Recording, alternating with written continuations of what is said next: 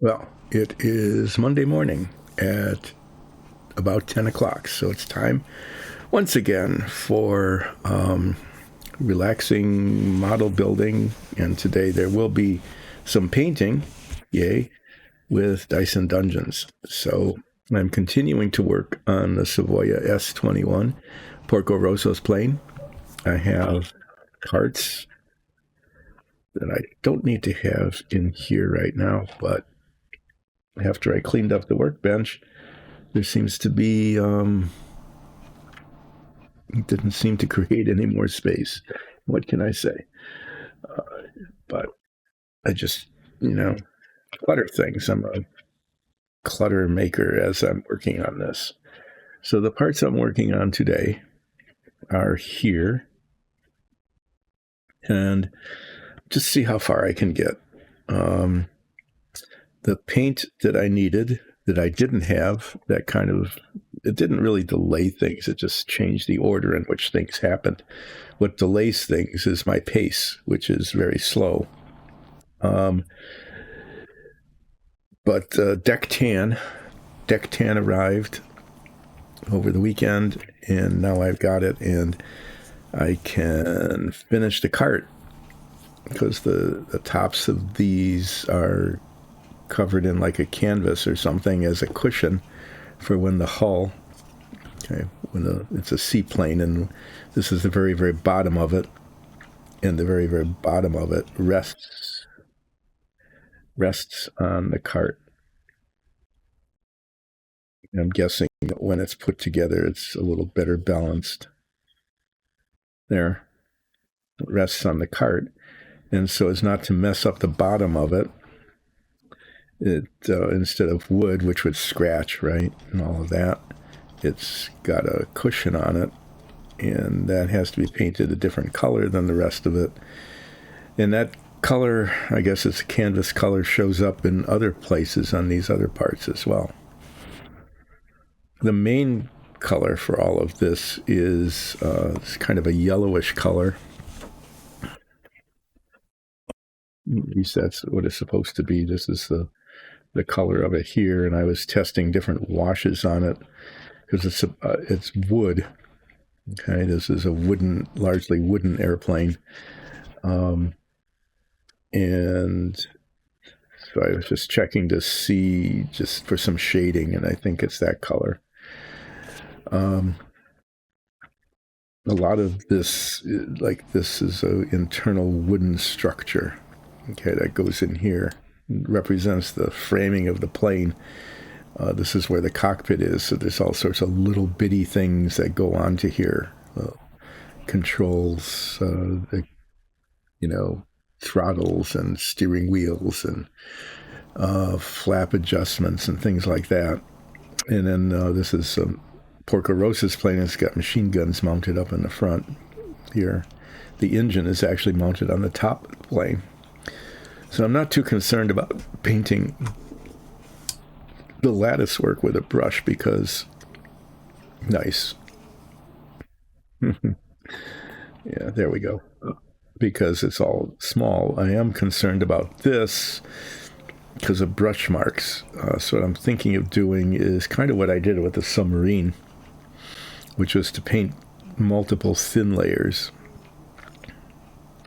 And I'm not too concerned about using a brush on this because it is supposed to be wood, right? And I think, anyway, it's painted that color.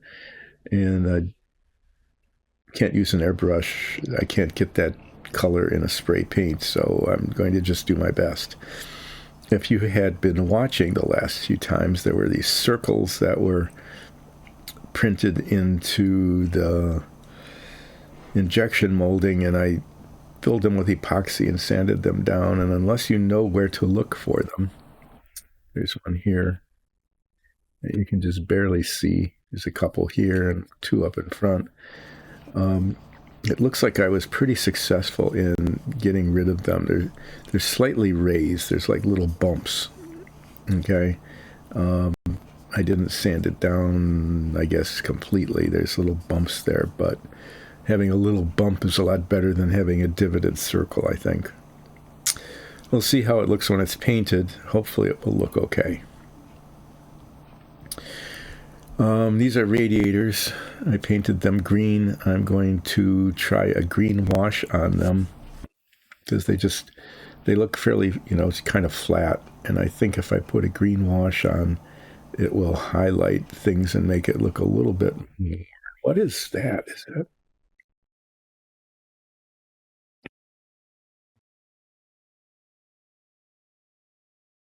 Sometimes with paint,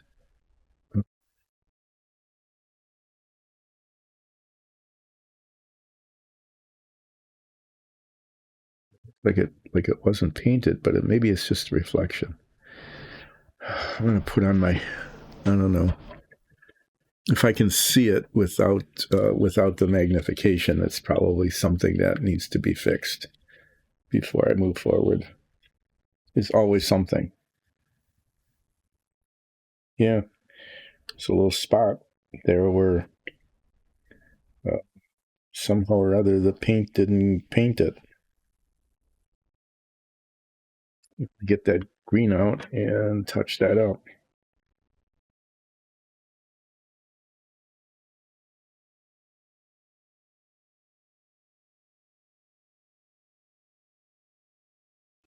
Paint isn't perfectly uniform, which is fine.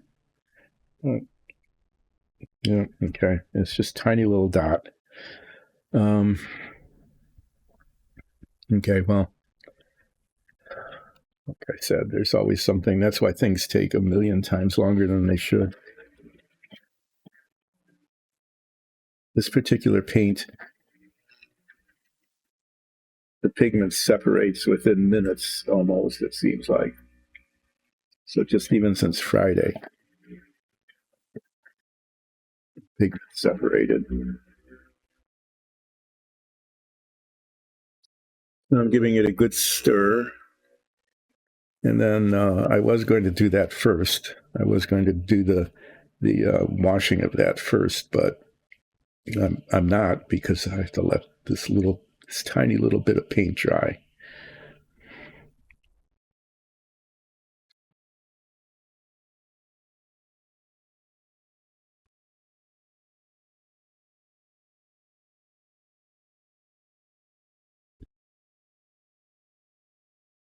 I got an assortment of brushes out because I'm doing different things, and I'm going to pretend that I know what I'm doing in terms of brush selection.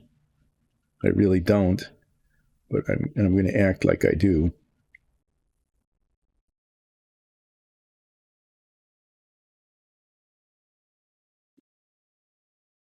I need a brush to, there's just some light spots. I'm just going to, since I've got the paint out, I wasn't planning to do this kind of touching up, but since I've got it, I'm just going to go ahead and do that.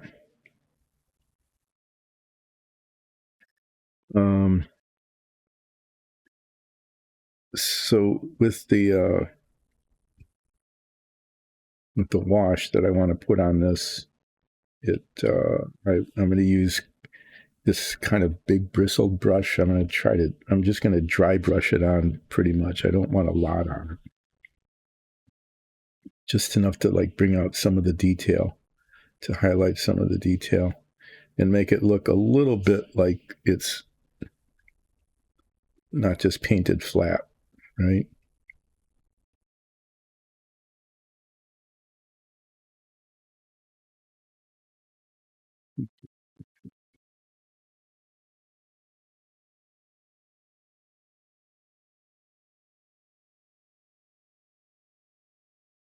So that's what I'm going to do,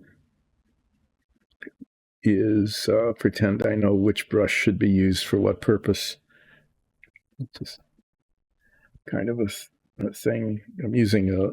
I've got several brushes with really fine points for detail painting. And probably not today, but on Wednesday, after this is base coated in the desert yellow paint, a lot of these little bits, all these little bits here, are painted a different color because they are metal. as opposed to wood. They're metal attachments where stuff is attached. And this is painted gunmetal, which is a darker color. And I'm going to paint those details. Sometimes I would paint them beforehand and then paint the yellow up to them. But in this case, I'm going to paint them after, and then probably have to do a little touch up with the yellow, some, back and forth until it's right. And then I'm not going to do any washing on this to do any highlighting or weathering or anything until after the detail is painted, because so if I paint the yellow and then the gray, and then the gray gets on the yellow, and then I have to paint some yellow and then maybe gray again and then yellow again, I don't want to do the washing, the inking or the detailing until that's finished, because otherwise if I painted it yellow and then gray and then have to paint, and then I'd wash the yellow first and then I had to touch up with yellow, then the wash would be discontinuous. It wouldn't look right. So these surfaces here also had circles in them. And I sanded those out, and it looks like that worked. Now the opposite is going to happen here. These little cross braces are painted gray. I'm going to paint those first and then paint the yellow.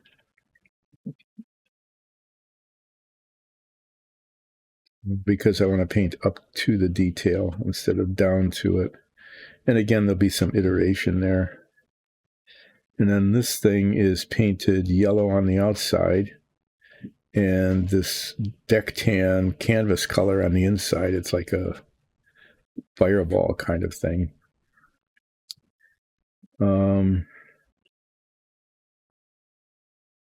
planning to paint the outside rim of it, which is the wooden part first,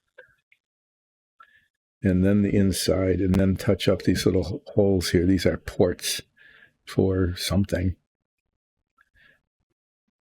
Not sure.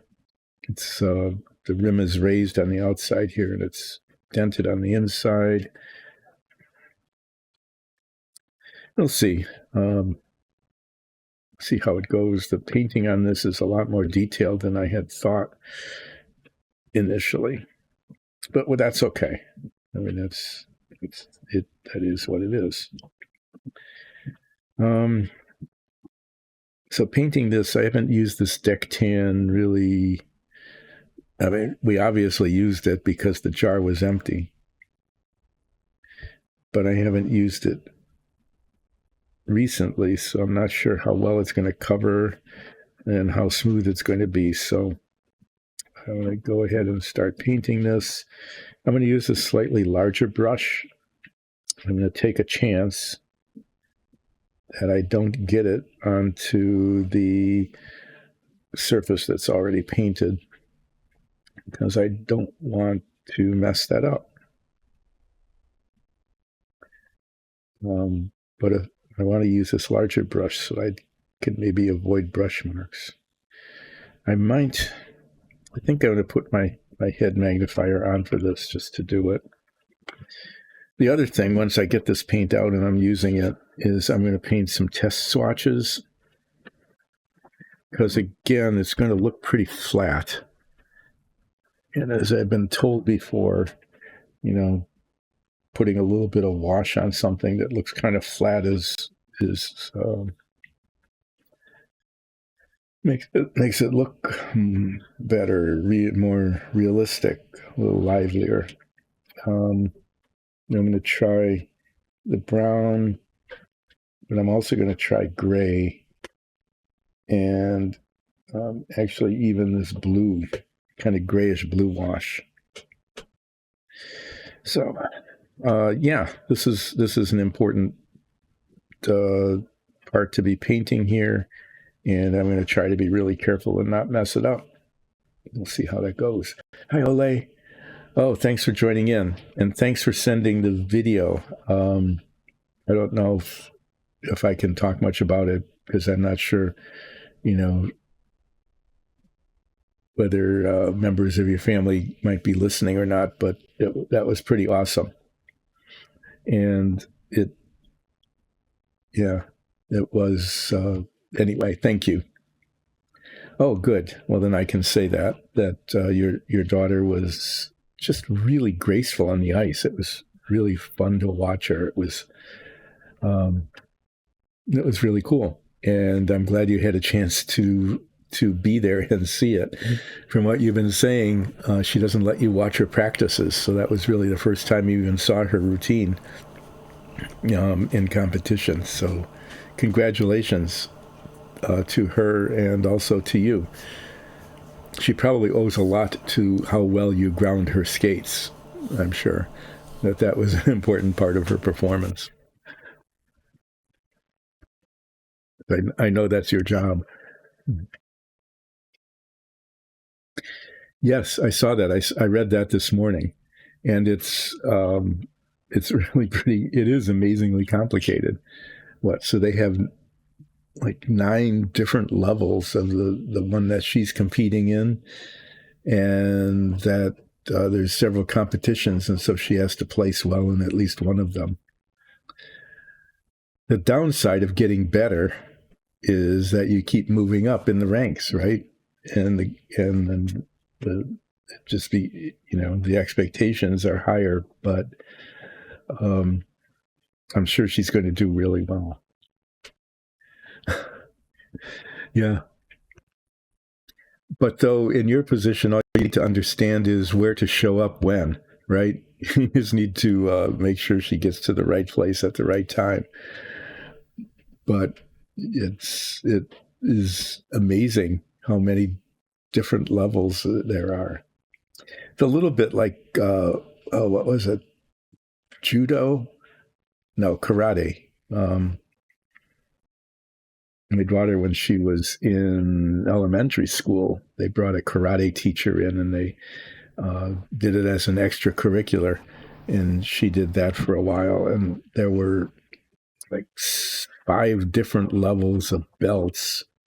Like you start with a white belt, and then you get a yellow stripe on your white belt, maybe 2, and then you get to a yellow belt, and then you get a stripe of the next color, 2 stripes of the next color on your yellow belt, and then you get, I think that was green, and then green went to purple, and purple to orange, and orange to black, something like that. And so there were kind of like that. There were 2 or 3 levels at each level before you got a different belt color, and then there were more that went along.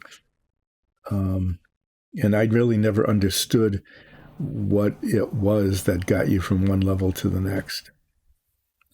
But it was a lot of fun to watch, and I bet she was pretty thrilled, and I bet you were happy too.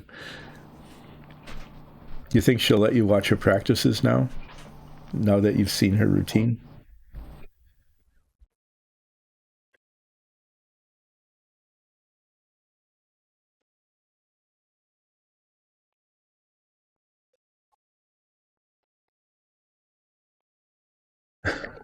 Oh no. So there's 36 levels. Great. So there's 4 age classes, each with 9 level classes within levels within each. That's pretty. I don't know who decides when you move from one to the next. Does the coach or do you need to? Is there like a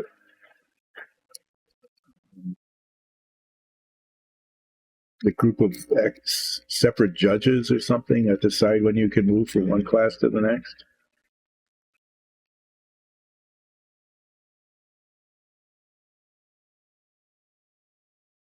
I'm just curious. When does she get promoted, and who decides that? I know in Dungeons and Dragons, it's an arbitrary decision that's made by the DM. The DM is, got this ultimate power to say, "Oh, now you are now level 3," after playing, for 47 episodes or something.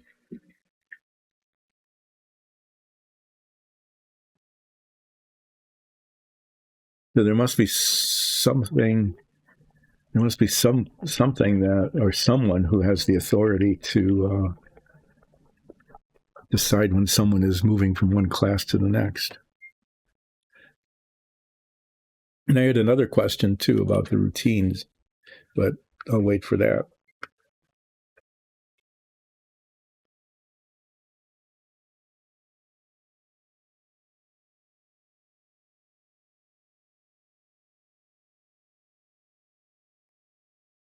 Okay.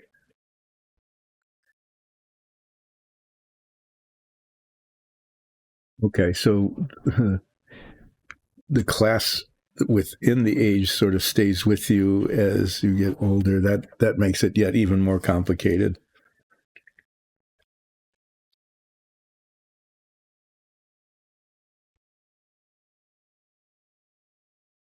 Sounds like you can get almost like a headache just trying to keep track of how that's working. Okay, I need to be kind of careful about this.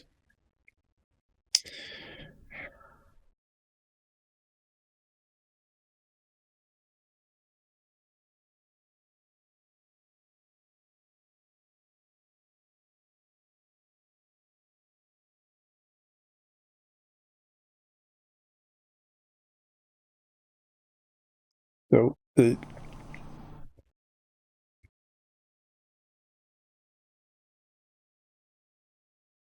know next to nothing about this about skating and competition in it. So I'm wondering um,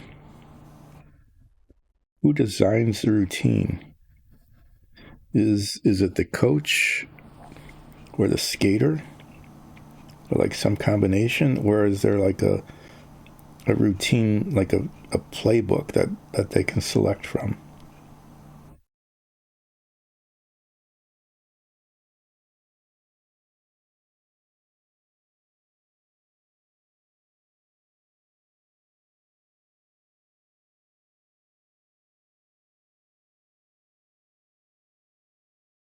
Magnifiers aren't working.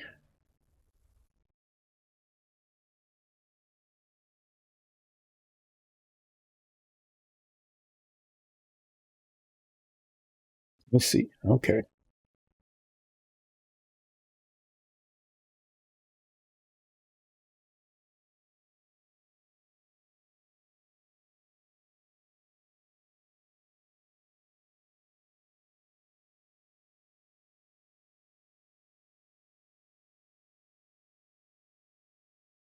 So if she does well, then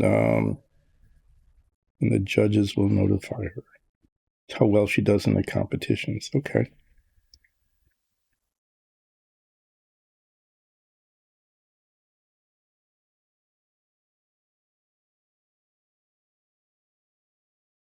Be away from the chat screen for a little while as I attempt to get this painted.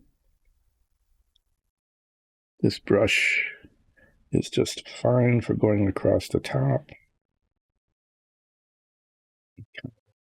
but it is not good for getting into that corner.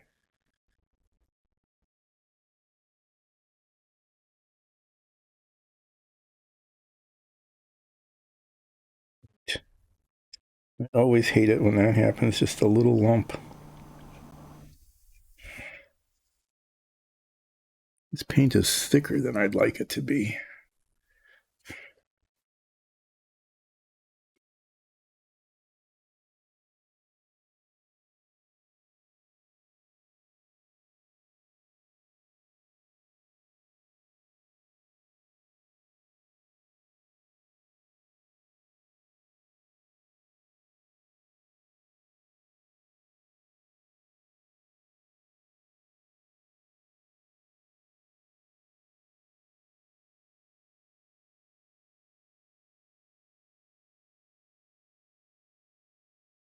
Yeah, I'm giving up on this brush. It's too scary. Okay. Well, that makes sense. It's kind of like what like in Olympic figure skating, where there's the every skater has to do a mandatory routine that includes certain elements. It's kind of like a qualification round. So it's a little bit like that. So okay, it just makes some sense then.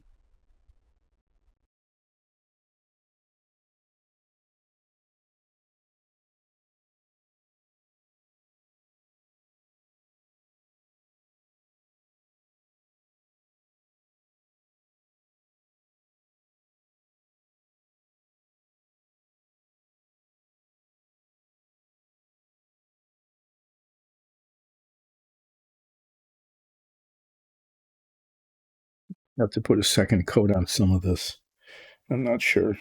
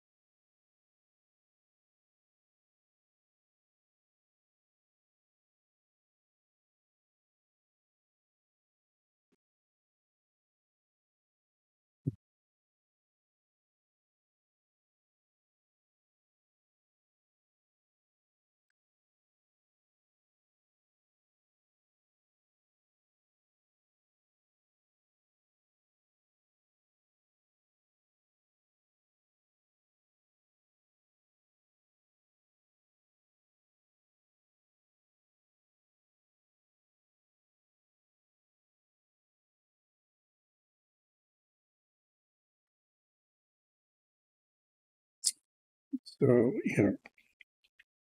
So buttons. I'm having trouble being right-handed here.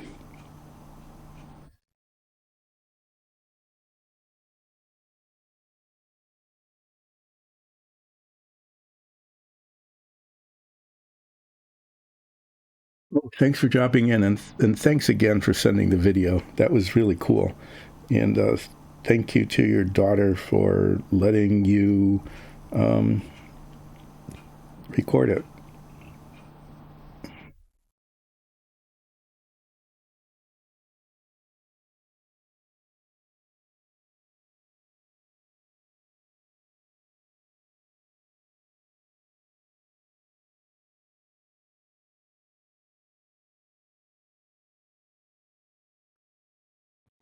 Mm.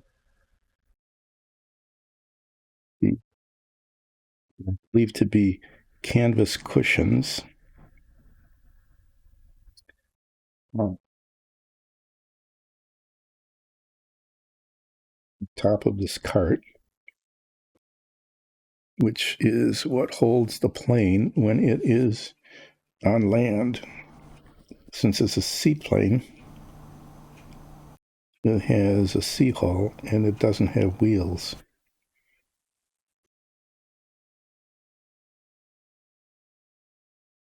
And since it doesn't have wheels, it can't really go on land.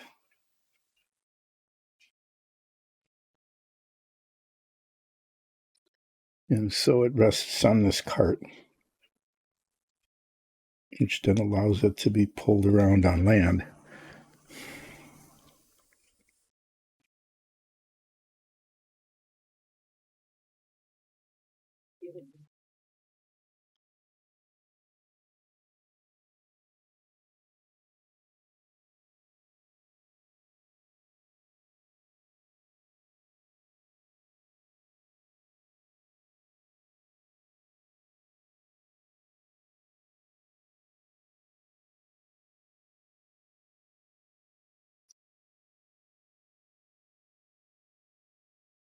And some of this may require a second coat.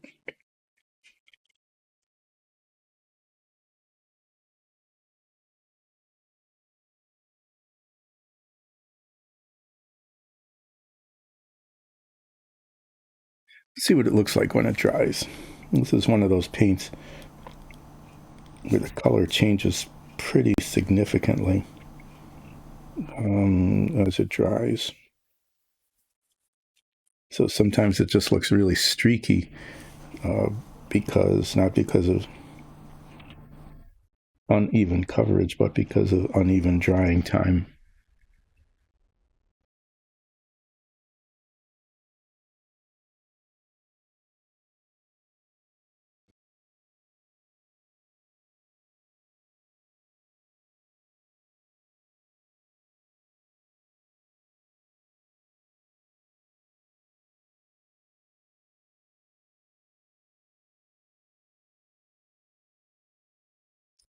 I do not like being painted over.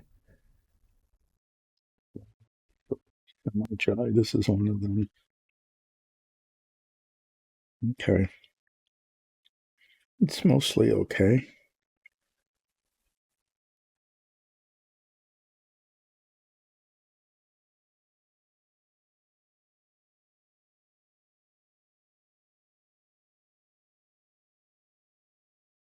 I think the better part of valor here is to let this dry. Yeah, there's some unevenness here. Is to let this dry and then second coat it as necessary to make it look even. And at the same time, catch little tiny details, that might not have been little spots that might not have been covered. Clean us out. Um, but since I've got the paint out here, I want to test to see how it looks with different washes on it. And you can't see because it's not there. You can see as it's drying, it it looks dull. It looks lifeless, and it might be okay. I might leave it that way. But I also want to test to see how it would look with a little bit of ink or wash, uh, uh, whether that enlivens it up a little bit or not. And I'm going to test that by getting out a piece of paper and painting, getting a big brush and just painting some stripes, basically. This tests blotches.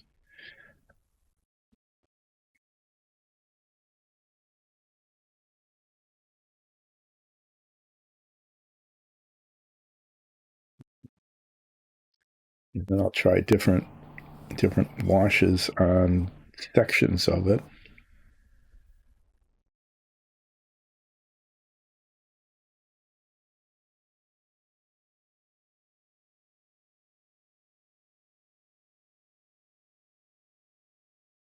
That'll do. Cap this up so I don't spill it. I don't to spill it. It's drying really fast. This is very quick drying paint. Um,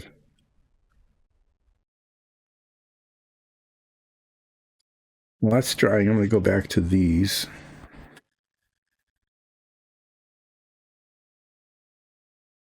What I said I was going to do is what I'm going to do, which is apply a gray green wash to these so that they maybe look a little bit more metallic and a little bit more worn, like used.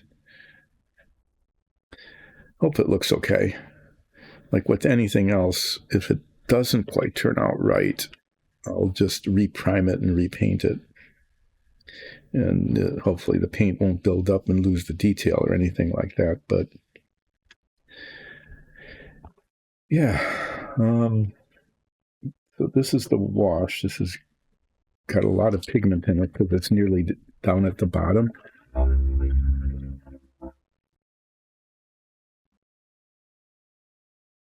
So I'm gonna use it almost like a dry brush. I think I'm gonna be very sparing. You want to be very sparing with the use of this.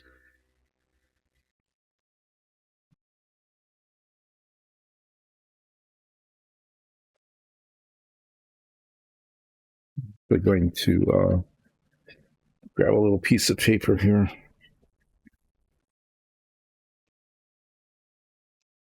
See how streaky it ends up looking.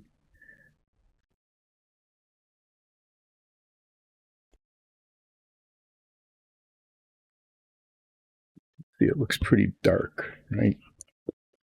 I'm going to take a tiny little bit on the tip of the brush here.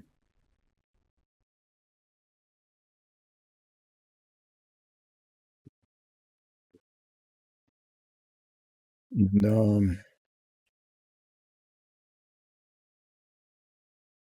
basically, I'm trying to just highlight the detail.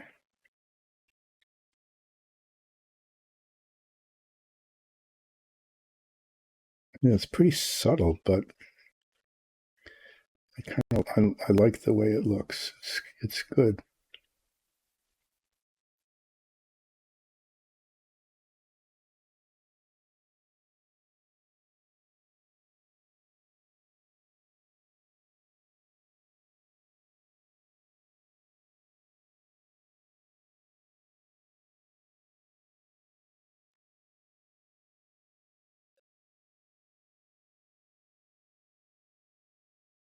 Just to look at one next to the other, and you can see this real subtle little difference there that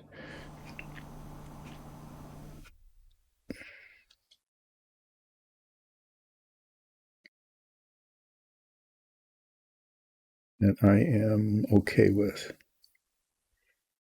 Over to it.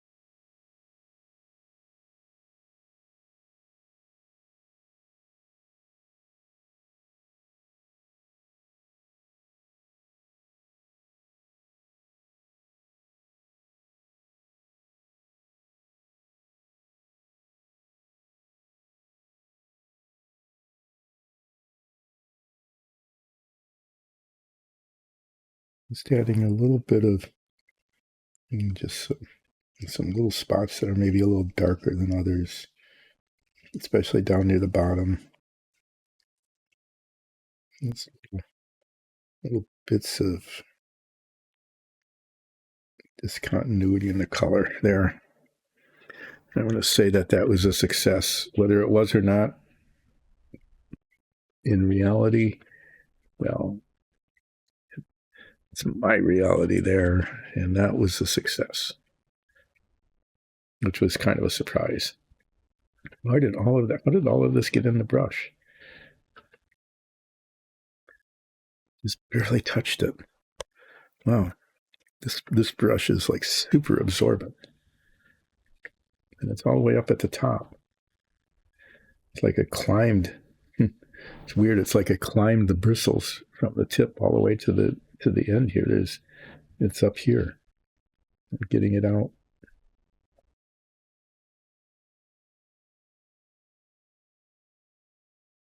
It's weird. Hopefully, it's getting clean.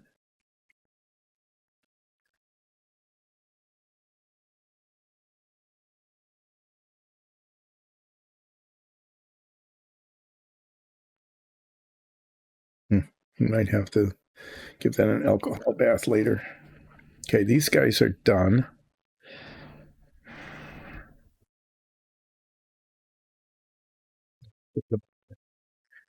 What next?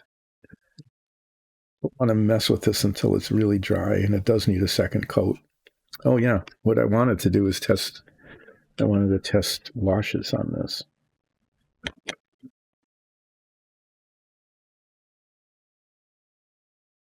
Okay.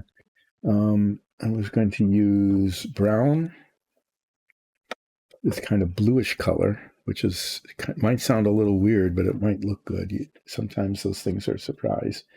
And gray. which is a very light, very subtle color. And I know I should be able to tell the difference, but I'm going to label them anyway.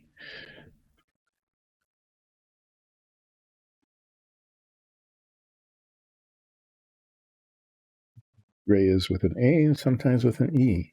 This is E gray.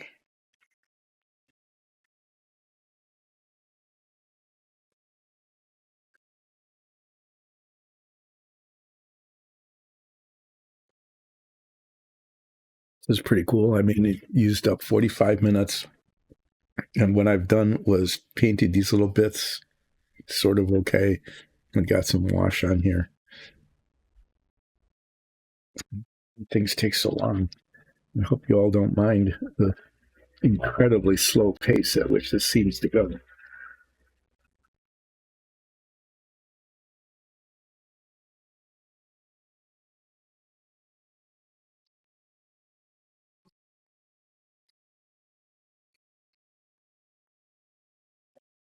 This is the brown. I don't want to use very much of it. Sometimes I can get enough just from the cap. Just this little indentation here. Yeah.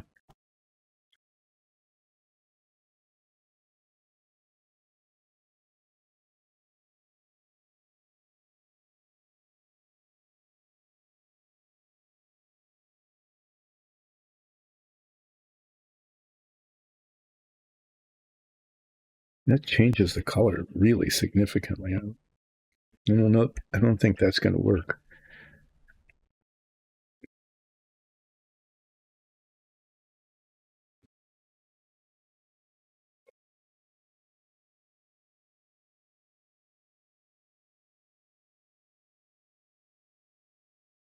Even barely dry brushing some on.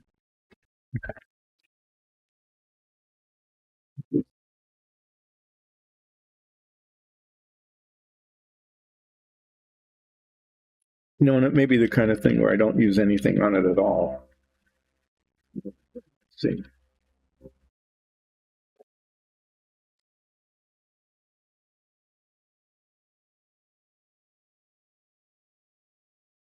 Again, there's plenty up here.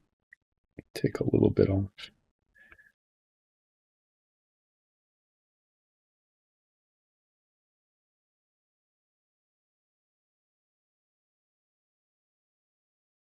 See, that's kind of interesting. That's not too bad.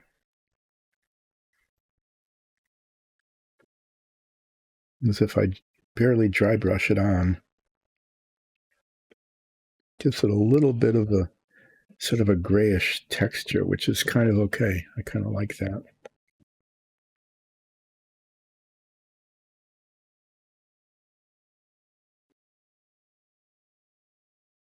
See how this light gray does.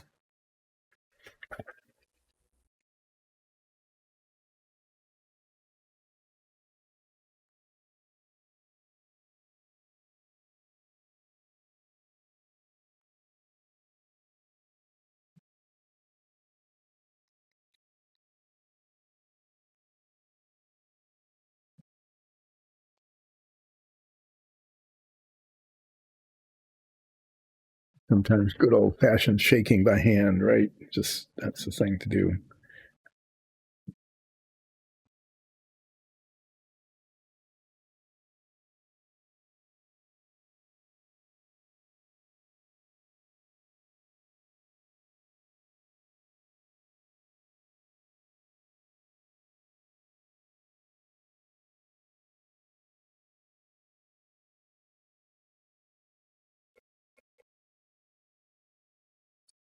Gray, you can't really see it very much, but it does. It does gives it a. I like the color. I'm going to use that. I'm going to use the gray. It just gives a little bit of something. I don't know what to say. How can I explain it? A little texture, a little bit of maybe it got wet or something. A little shading. It gives it a little bit of that. Um,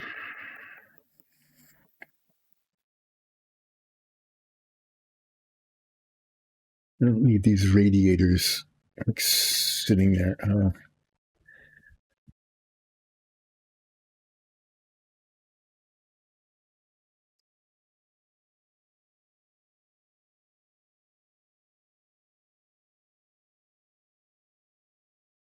Trying to think of which, what order I want to paint these things in now. This has to be painted top and bottom. That makes it a little bit challenging. Um, Probably the bottom doesn't need to be painted that much, but I just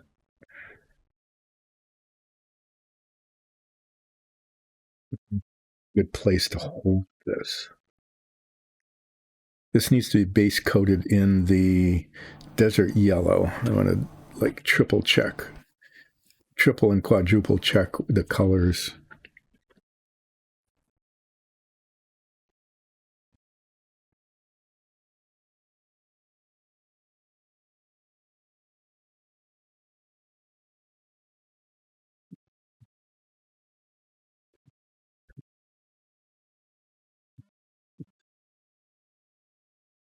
It's this. It's hard to see where the arrow points, but there's this bracket across the front that needs to be painted in a gunmetal color.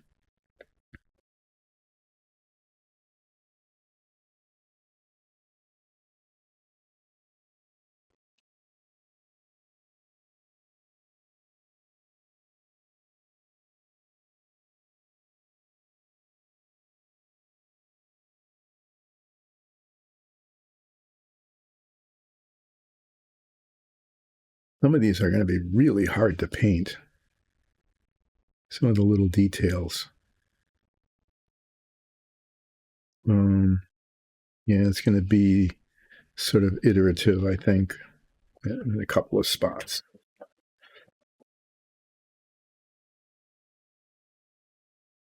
There's these things here. This and this and this need to be painted gray. But if you can see, I mean, just getting in there, getting it without getting it on the brown, but then the yellow, I'll have to come back and repaint that.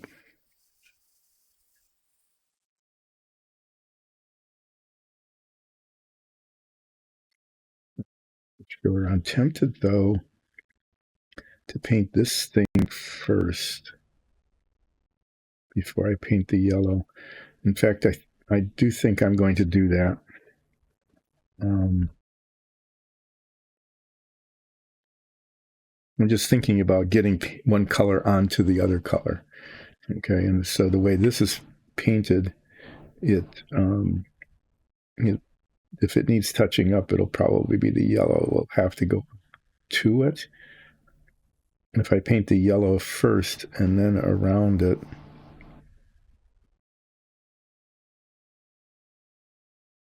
practicing brush strokes here.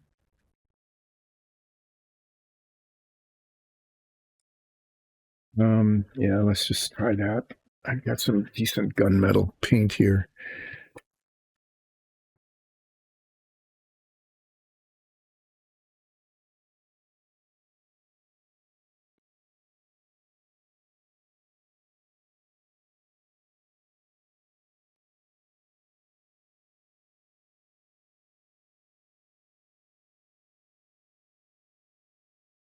I'm going to paint this bracket gunmetal first.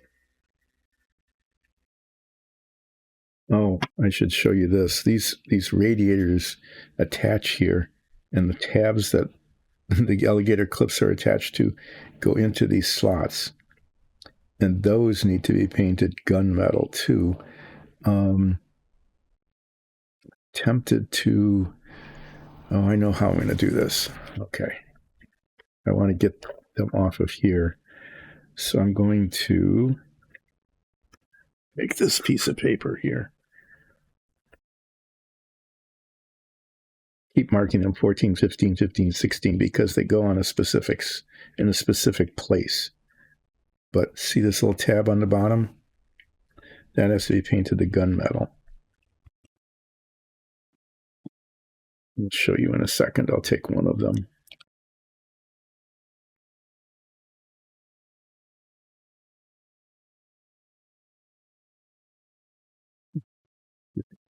Right.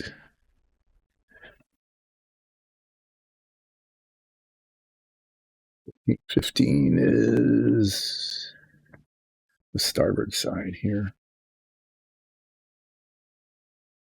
And oriented so it's inside, but you can see that little tab that goes right in there. And it leaves a gap. And I'm rethinking everything. The when I've done this kind of thing before, I have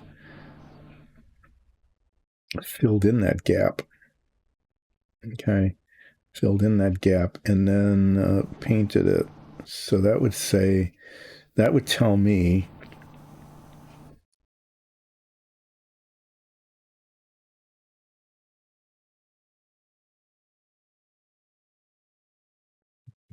well, that no one. Oh, okay, maybe that's not too bad. This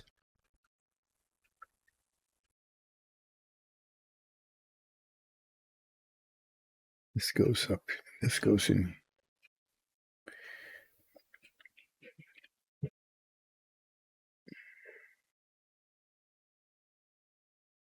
goes like that. Okay. Ah, you can't see it. Okay. That's why I'm test fitting this stuff. Once this goes in here like that,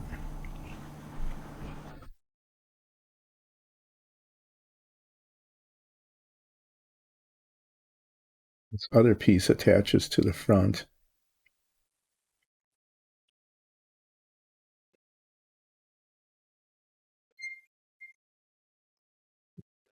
Again, this piece attaches like this.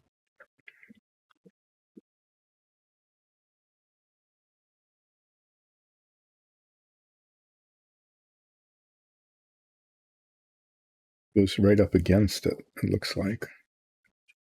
No, no, it's a little bit of a space. There's okay. There's alignment markings all over the place there.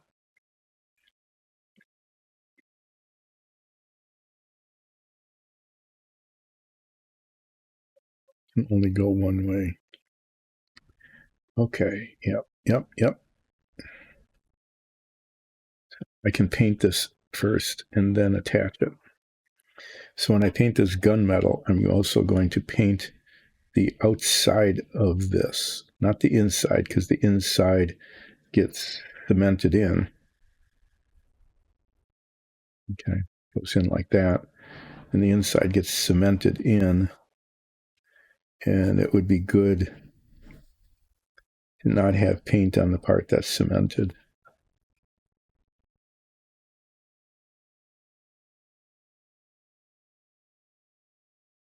The outside here, right there, that gets painted the gunmetal color.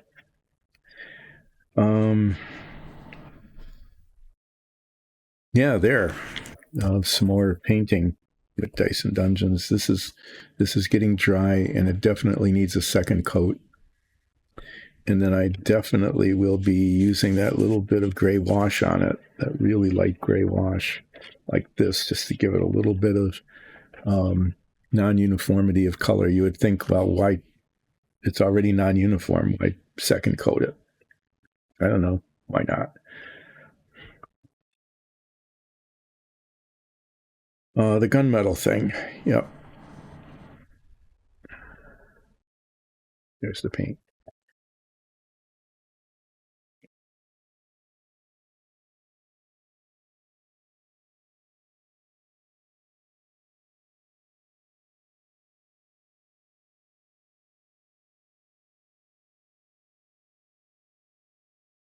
Mm-hmm.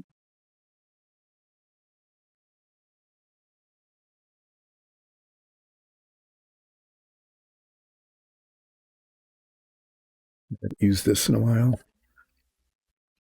It's kind of viscous. You think it's going to be a little bit thick, so I want to be careful in the application. I'm going to put these on again. Just it really helps me see what I'm doing, and then you don't have to see me looking up or anything.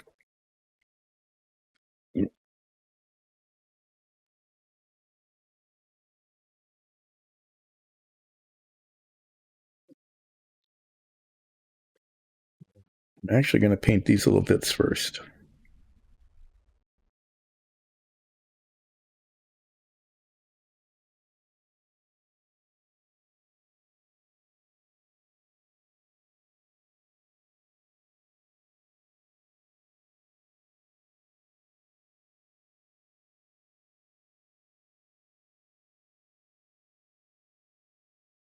See, that's the part that fits into the slot, so it's the same color then as the part into which it is fitting.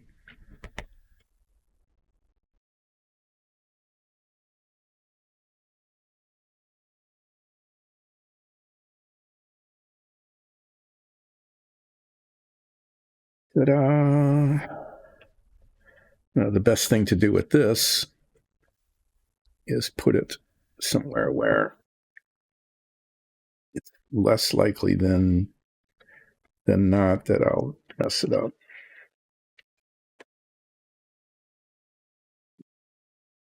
Okay. Why do I have this out here?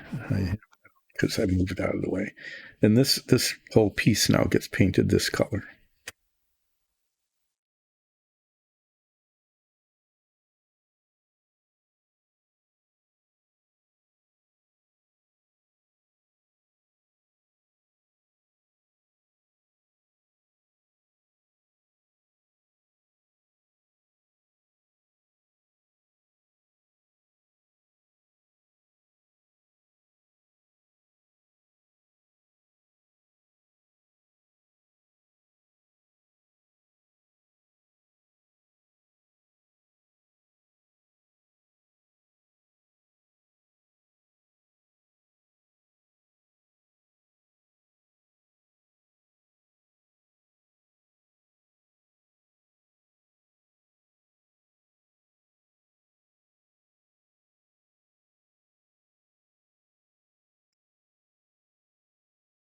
Well, it's silent a lot here today.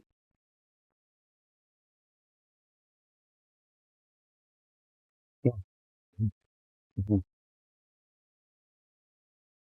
Already banged the brush into a spot. I guess it's a good thing that I'm painting this first because I already made a mess of it. And over here, you can see I banged the brush.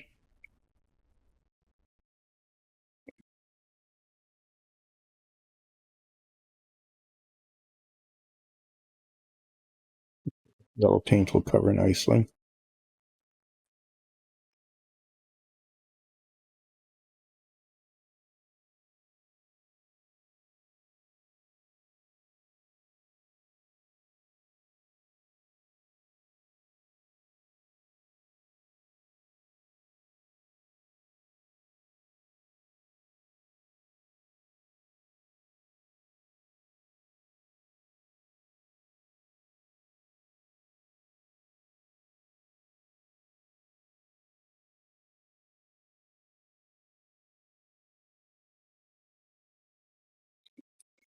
But I'm doing it this way because it's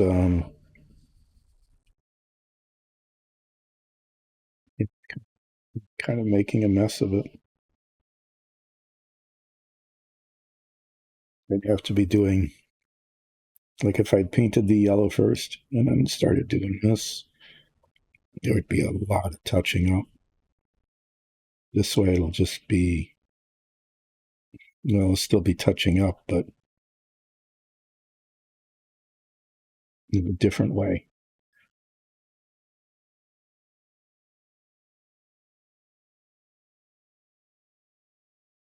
Definitely going to have to do better with the yellow paint than I am with this thing. Wow. Yep. Really, really sloppy. I'm going to have to This might not be a good day for detail painting, given how this is going.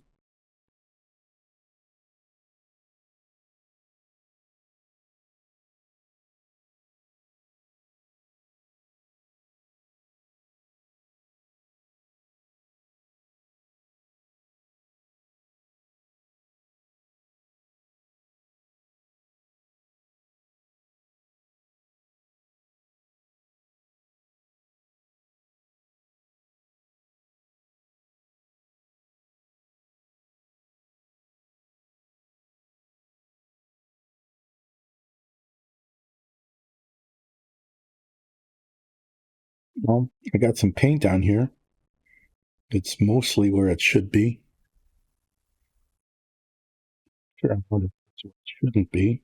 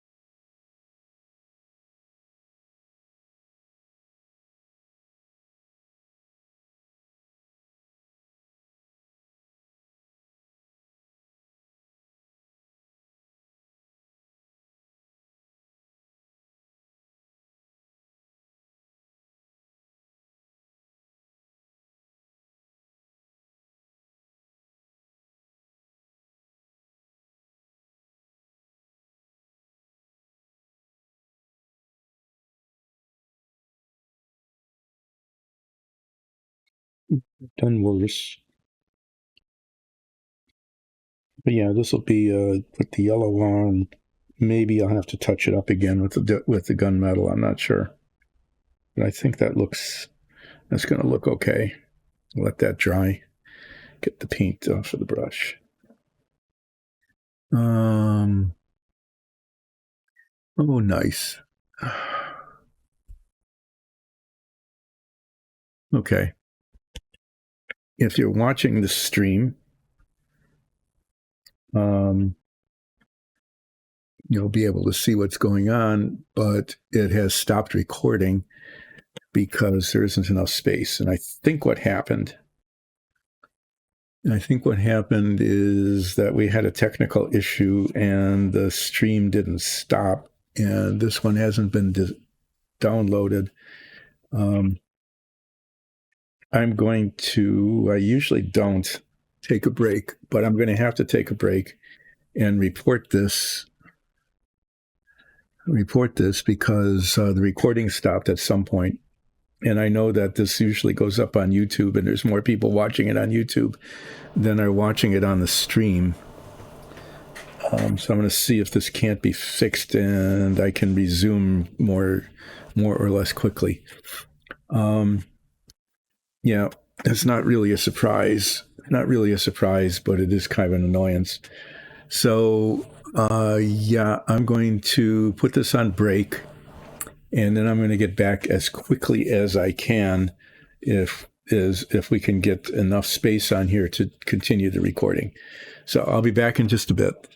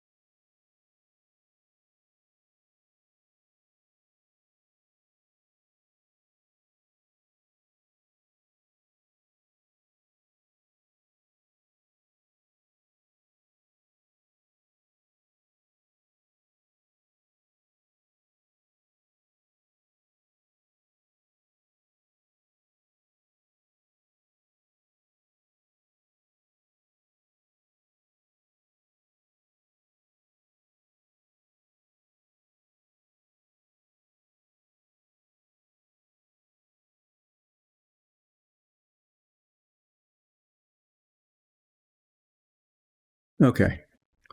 Um, we're able to get that fixed. I am back. It says it's recording. It says it's streaming.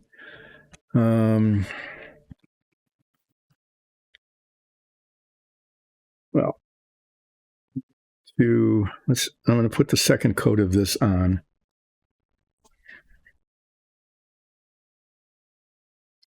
So this paint, the same color, is supposed to go on the inside of this.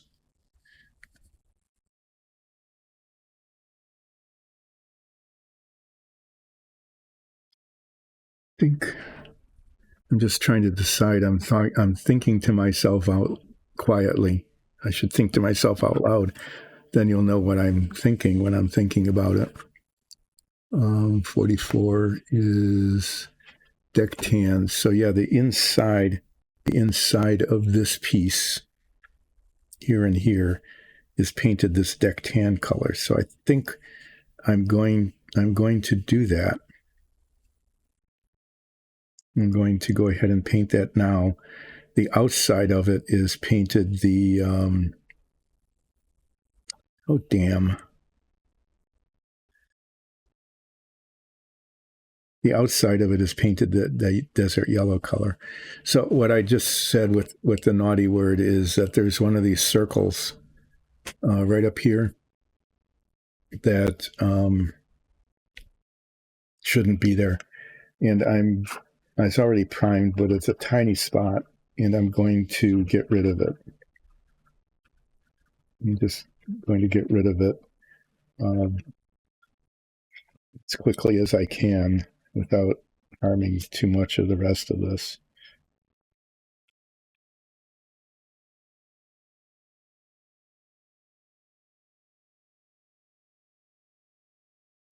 We'll take it off. Seriously. One.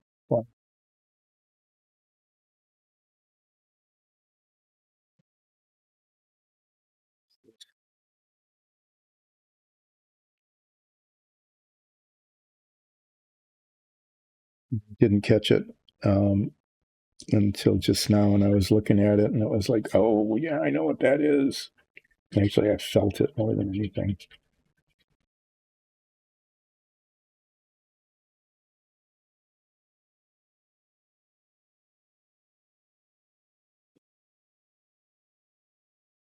Right at the very, very top, right at the tippy top, um, where it would be very obvious, and I don't want it to be there.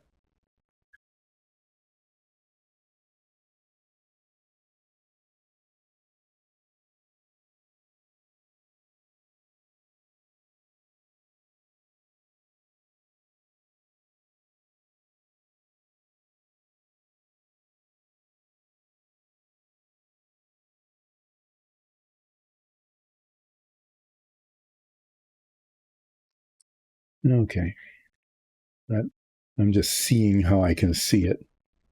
It's you can see it now. It's this was molded in that brown colored plastic, so you can see the raised. No, you can't because it's not on camera. You can see the raised spot with a little circle around it.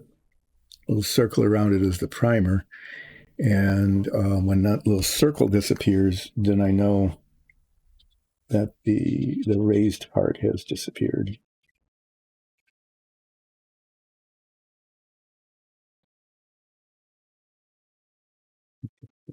Same level.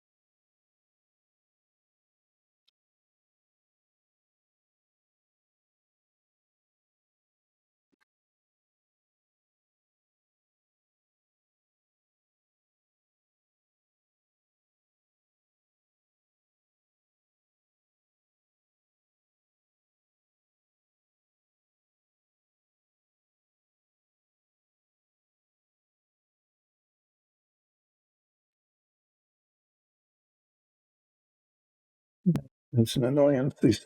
I just have to pay attention to it. These little circles pop up in a lot of places, sometimes where they're just highly visible, like this one. And I don't know why it's not disappearing. disappear. I don't want it there.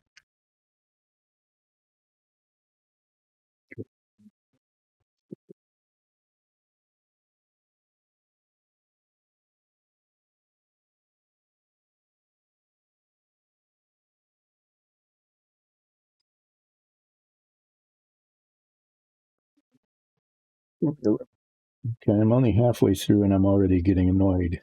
I'm going to have to be cautious now for the rest of the stream to do things slowly, deliberately, and carefully so that I don't mess something up.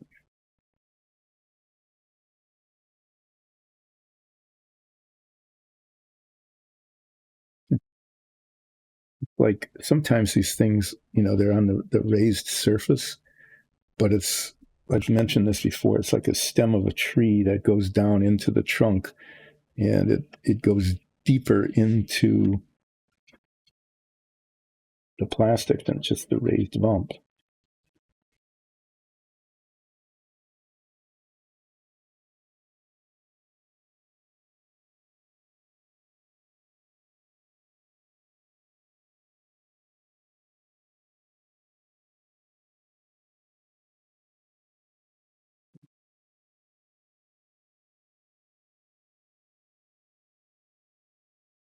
I'm using very fine grained emery cloth here, so that kind of polishes it at the same time. You don't want a really big difference in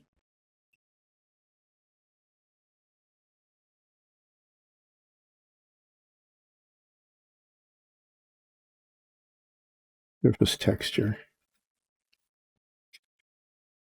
Well, this was kind of a digression I wasn't planning to have.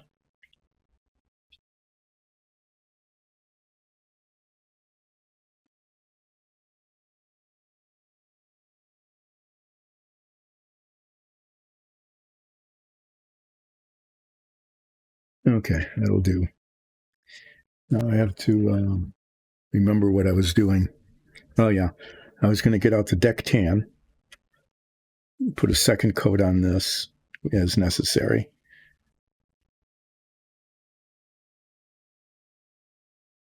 And then I was going to paint the inside sections of this because these are painted deck tan, and then the outside is painted that desert yellow. What? Oh, no. No, no, no, no, no. Okay. Yeah, there's two more. There's one here, okay, and there's one here. So I'm not going to do deck tan right now. I'm going to continue sanding off little circles that I should have seen before, but I didn't. And now they're there and they need to come off. That one was really obvious. These two are less obvious. They're way down at the bottom. But if you look at it from the side or whatever, you're going to see them, and you can probably see it there.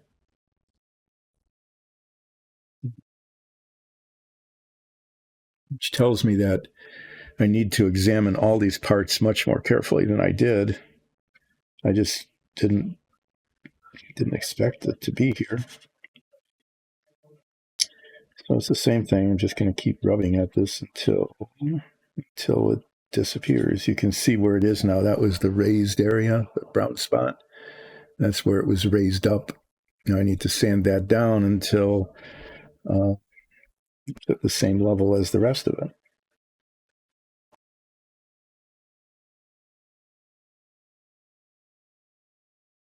So those of you who are amateur modelers out there like me, this is the kind of thing that, if I were less inclined, like if I were younger when I was first building models, right, I wouldn't have even noticed that those were there, much less cared if I did notice. But I'm trying to make this model like an A model. the Apollo, which is close to being done. I've got the paper necessary. I'll digress a bit. I have the sticky paper necessary to print the control panels detail, which I'm going to print out and then apply to the plastic control panels so that they look like control panels and not just pieces of plastic with some embossing on it. So that paper arrived, and I test printed one, and it came out really pretty well. It's just I haven't gotten around to doing it yet. And when I do, then I'll put those on and I can assemble the command module, and then the Apollo will be officially finished, and I'll be able to just show all the pieces.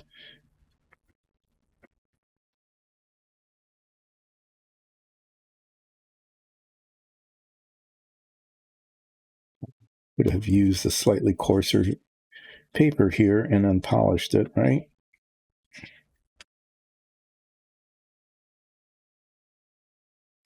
But I didn't. So it'll just grind slowly away. Now you can see it again. You can see the annular eclipse effect there, where the bump, the circle is not quite down to the level of the rest of it.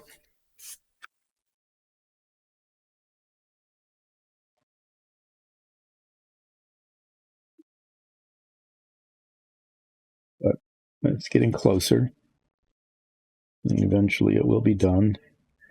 And then I got one more to do, and I'll do that. Then I can get back to relaxing painting, I guess.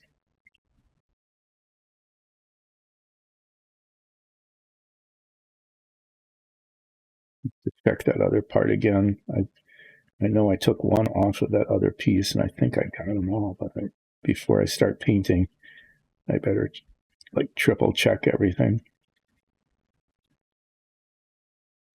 Measure twice, cut once, inspect 3 times, still miss things. Why? I don't know. It's just the way it is sometimes. So, well, the last stream I said I'm going to stop saying so, and I'm going to stop saying whatever.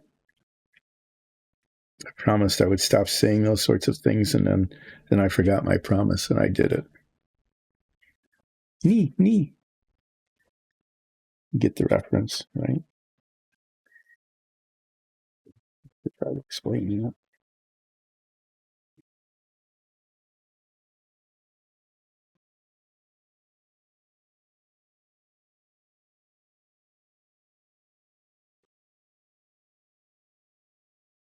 I was talking about cars, and I did this once before, so it's a little bit of a repeat, but it's worth repeating about how cars, automobiles, used to. It's something we started in our family now. It's that used to be, we used to. It's a new Midwest. It's not new. It's a Midwestern thing, I guess.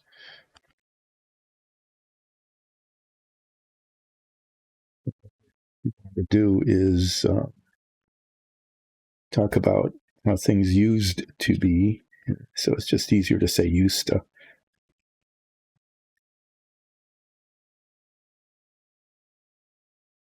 We started joking about making up quiz games for people over 65 based on our real life experience, my wife and I.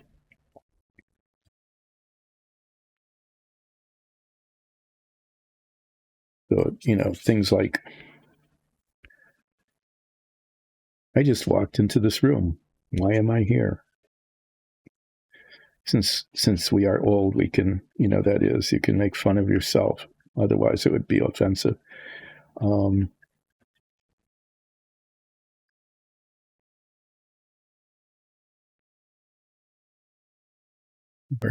were there with me. What was it? And then, of course, that used to be.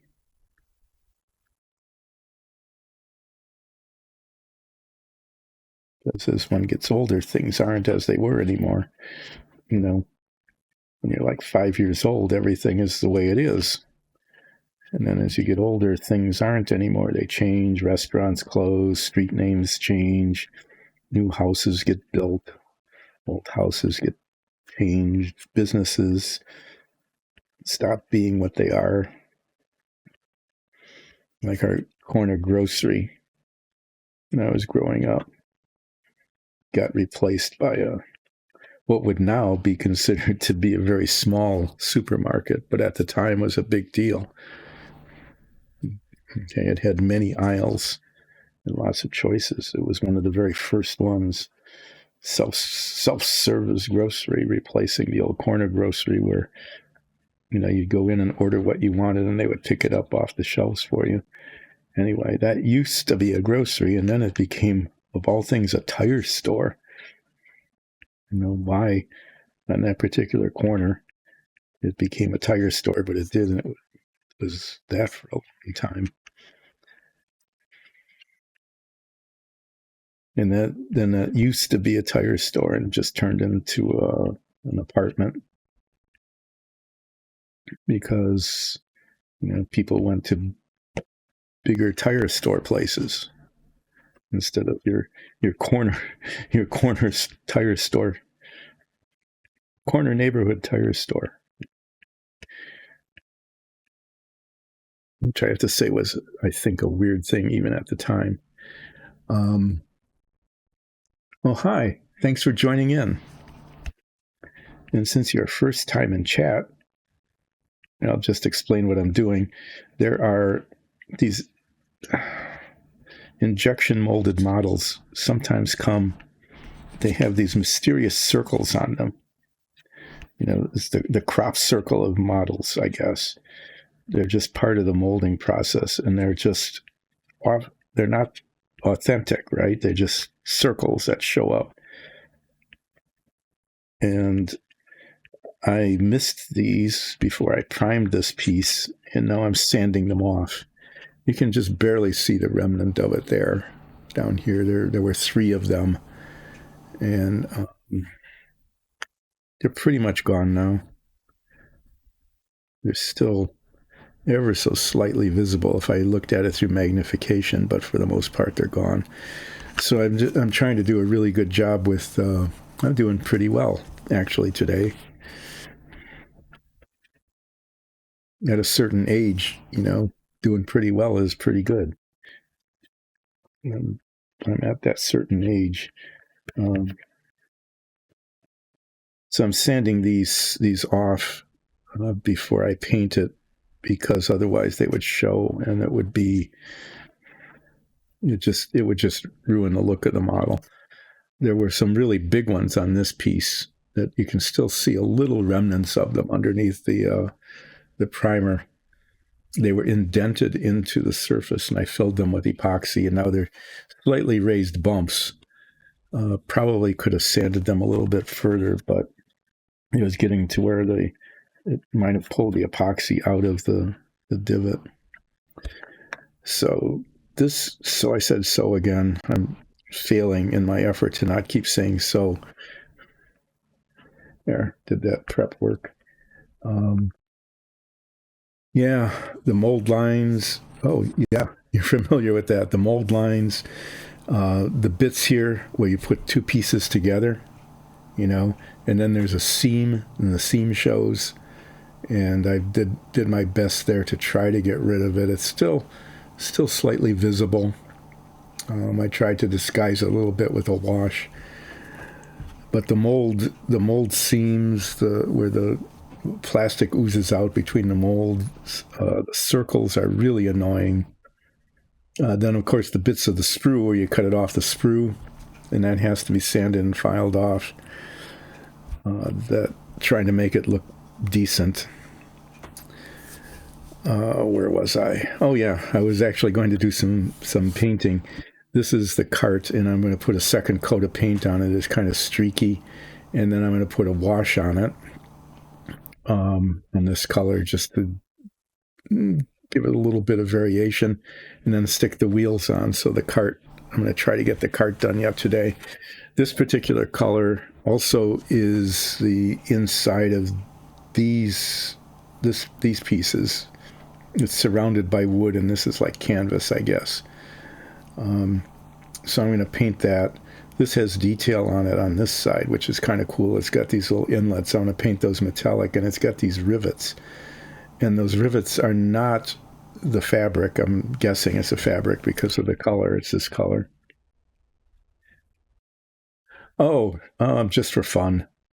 The let me talk about Dyson Dungeons. Dyson Dungeons is actually a Dungeons and Dragons show, and we've been streaming for over 100 episodes now. It's gone on for a good long time, and this is a good time to show all of this off. Why not? I do this at least once a stream.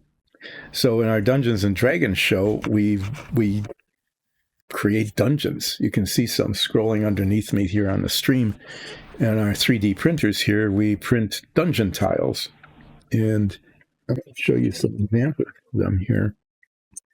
And this stream started because we painted them, hand painted them all. And our DM said, well, if you're going to be painting, why don't we stream the painting? And I said, that's dumb. And she said, do it anyway. So we did.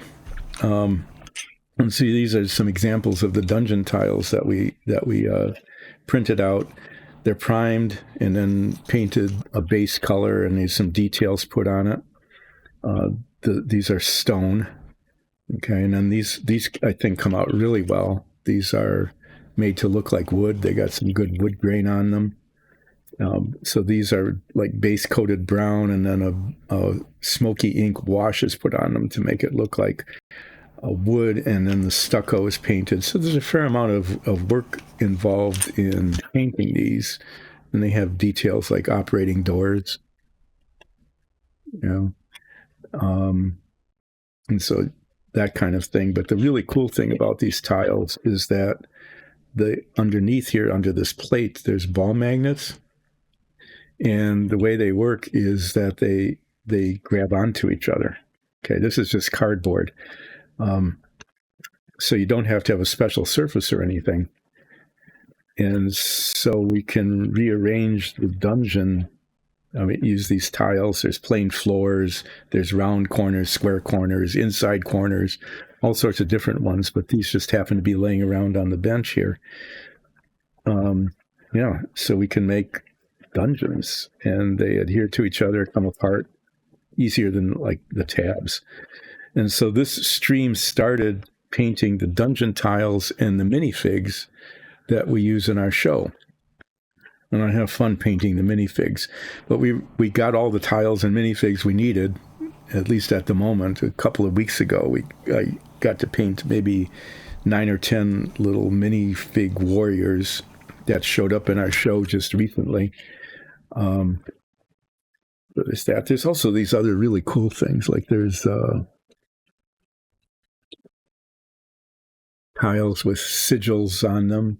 So I get to paint those. Anyway, yeah. So then when there weren't any more dungeon tiles to paint or minifigs, our DM said I should keep the stream going. And I started building models. When I retired, I thought I would be bored. It turned out I wasn't. For some reasons, there was always something to do. So I built if you look at the old YouTubes of this stream, a Renwall submarine, original 1960s vintage kits that I built when I was a kid. I built one like in, I don't know, 6th or 7th grade or something. And so it's one of the nuclear submarines, the prototype Polaris launching submarine, and it has the interior detail. One of the sides of the hull folds down, and you can see the whole inside of the submarine. I finished that, and I should show it off again sometime, just because I talk about it to prove that it really exists. It's over there under some paper towels because it's too big to display. And when I finished the submarine, then I built an Apollo stack, and that's almost done. I've got the service module, the lunar module, both pieces, the fairing, and the escape tower all completed, and I'm going to be getting the command module done. And then there's just some detail on that's waiting to be finished before that's completely finished. And while I'm waiting for that to be ready, I've been working now on the Savoia S.21. So if you're wondering what these bits are, this is Porco Rosso's plane from the Miyazaki film, Porco Rosso. And it's a really cool model. It ends up supposed to look like this when it's done. This also has interior detail, which is kind of cool. It the body of it lifts off and shows the hull, the innards, and this is the part I'm working on here. Is the innards part, and let's see, yeah, it's these little bits up here. No, up front. It's the bits up front that are getting done right now. This is the cockpit, which is back here. If I put this in, the parts I'm working on, it's back. These bulkheads are the ones that are up here, and these are not painted the same. They're not painted at all the same color that the instructions say to paint it. So I'm not sure what's up with that. But anyway, so that's what I'm working on now, and slowly and more or less surely. Don't call me Shirley. I have to say that. Slowly, methodically, slowly, I'm getting the bits of it done. This whole thing is going to be painted this color, as is the bottom of it. As I'm muttering away, I need to put a second coat of the paint on it. This is a cart on which the thing rests when it's on land. And it's made out of wood, but here there's cushions. And this is painted that color, and the inside of this is also painted that color. Painted, I'm going to hold it on this little clip. Gator clip.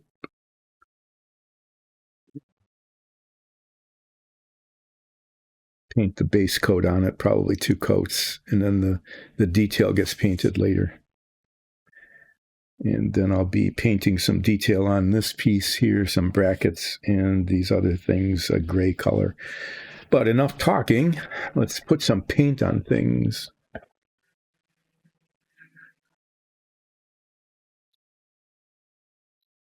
So I'm really working hard on this model. I want it to look really nice. I mean, I really want this to come out pretty well. The submarine, I think, came out. There are parts of it that really should be redone, but I think it came out like a B plus.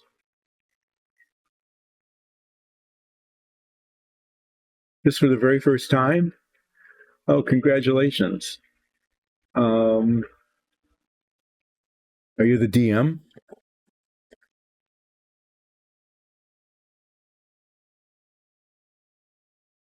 You must be DMing for them.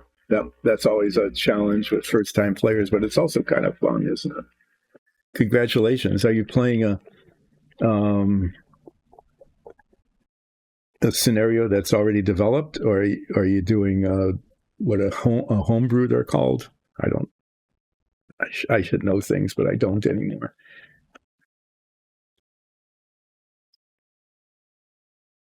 So it's always fun in chat. Why don't you tell us, if you're willing, a little bit about the game that you're playing?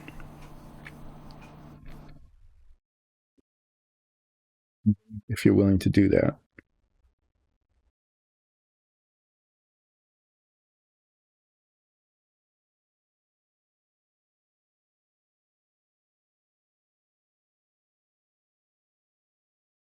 Hi, Enforcer. Welcome. There is Cameo 1-2 is a DM that just started a new game with some new players who hadn't played before.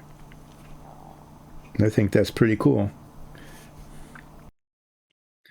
So they're going to tell us a little bit about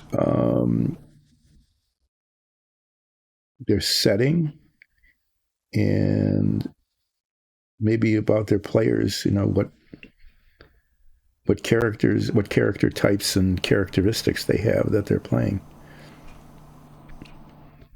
And how are yours going on? Hi, Ole. Dinner. Definitely don't want to miss that. You missed a little technical glitch here.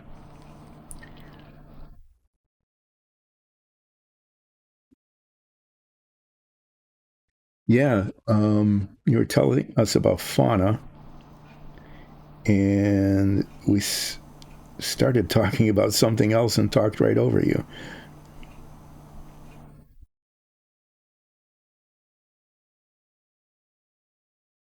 So we can have a conversation here about D&D. Fauna, we know that fauna was demoted to a dryad because she decided to love a mortal, not immortal, but a mortal. And fortunately, they were able to um,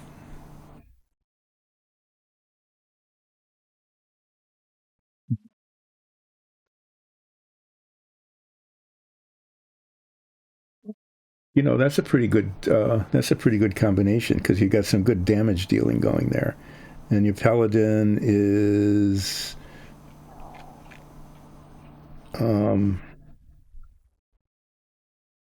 probably doing some healing as well. Make sure that your paladin does their job, keeps everybody healthy. Cool. Yeah, I'm sorry if I influenced you too much that way, but I really like that idea of a dryad. Okay, very counterintuitively falling in love with somebody whose job it is to cut down trees. Okay, this is I'm seeing a little spot here. The and I need to put these on so that and use a tiny brush to touch it up. Otherwise, I'm going to make a mess of it. I wasn't expecting this. I wasn't expecting to see a place where I needed this kind of attention to detail, but there it is.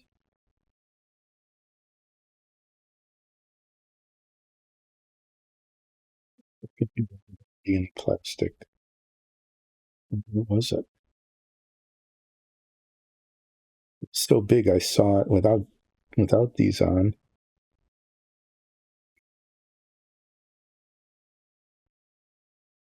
Right. This is so Enforcer's character is a dryad. He's demoted to be a dryad because she fell in love. There it is with a woodsman.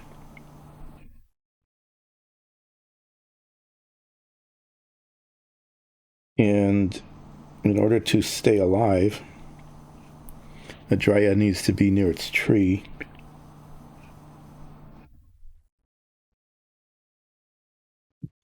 Do that while you're an adventurer.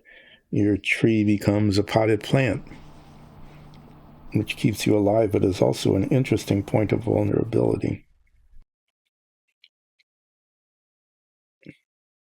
So when fauna gets into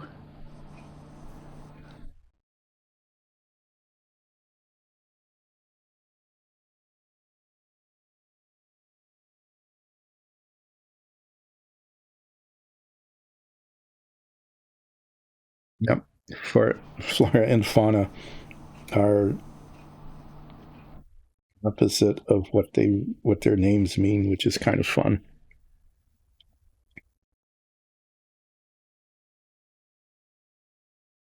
So has your DM adapted to, you know, get? I was trying to touch up a little, just a little spot, and I got this light paint on a spot where it definitely can't be. It climbed up on here. Um,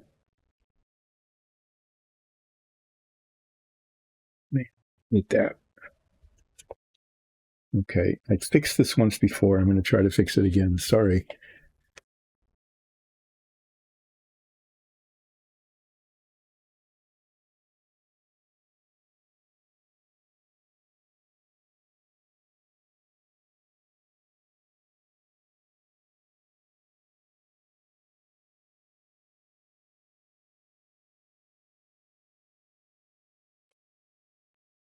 I can usually fix it with the tiniest little spot of this wash, and I need to do that here.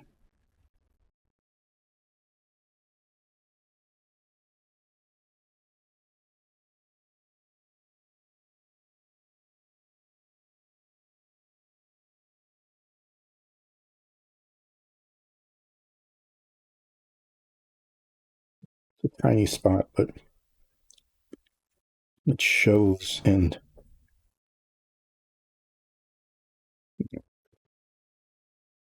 you haven't heard back from the DM yet? You said your DM was actually in the hospital for a while. I hope she's. No, yeah, I understand. But we were, concerned about health. Okay, and now I'm finding more little spots. I am being plagued by little spots. Well, I know you don't want to be a bother, and playing the game is not the same as being healthy. The second coat made it look much better.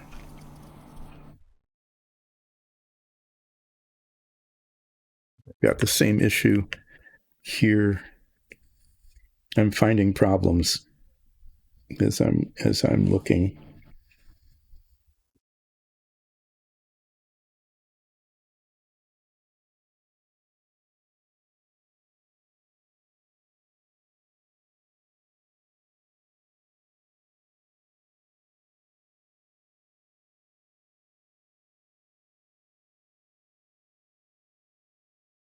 You can't even see what I'm doing. Yeah, it's been a week though. I think it would be okay to check. Certainly just like a how you doing kind of thing. Because you know, you're worried not just as a player but as an individual.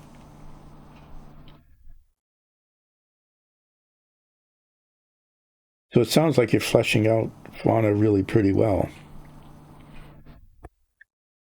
In terms of how the character is developed. So that's cool.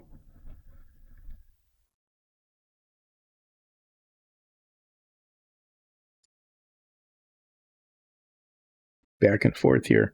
I'm going back and forth with just little issues that I'm seeing in these corners that I didn't know were there before.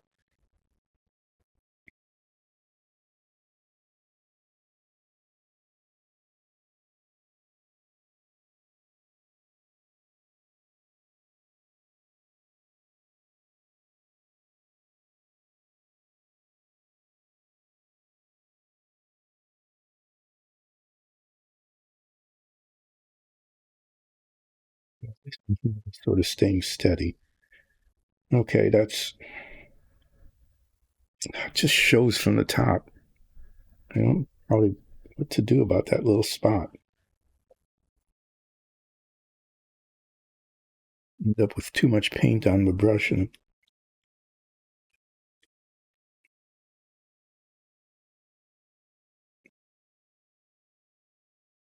there's like a little bump in the plastic that is refusing to be the right color.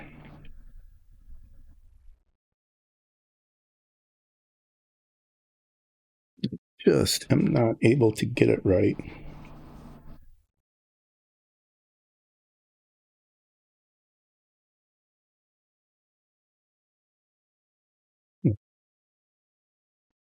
I have discovered many, many times. At some point,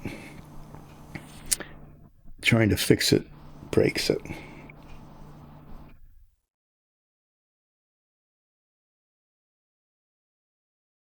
Getting to the point here in this corner, really close to where attempting to fix it is going to break it.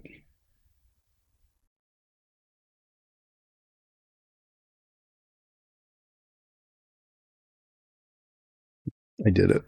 I'm stopping. I'm stopping before I make a mess.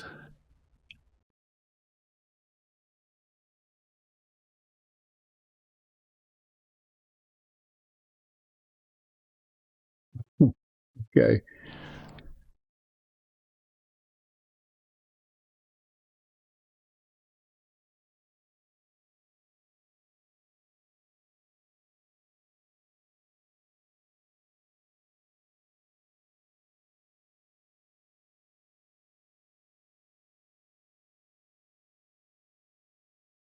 I am going to put my other glasses on so I can read the chat while this dries. And then as it dries,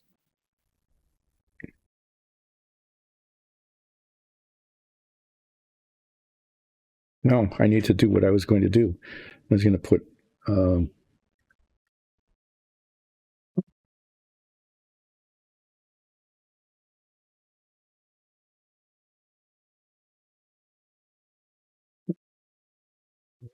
okay.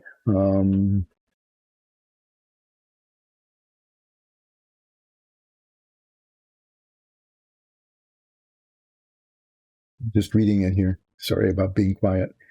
So they weren't okay. So after, yeah, you need to have an NPC come in.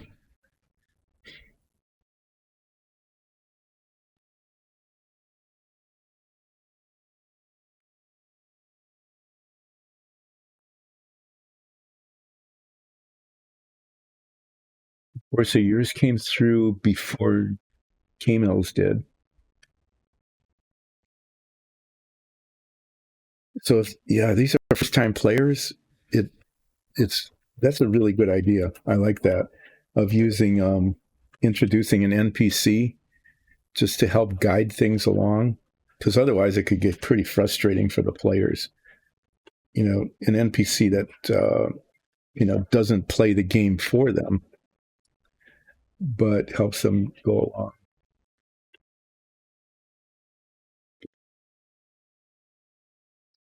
We were looking, Enforcer created this really cool Dryad character, um, but their DM, well, they were caught in a weather event. We'll just put it that way. I don't want to give away too much detail unless Enforcer wants to do it.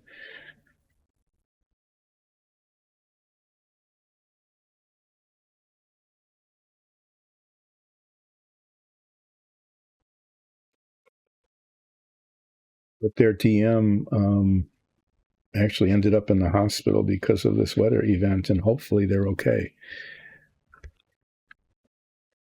I need the right brush for this. This is definitely going to need two coats, so I want to put them on kind of thin, I think, to begin with.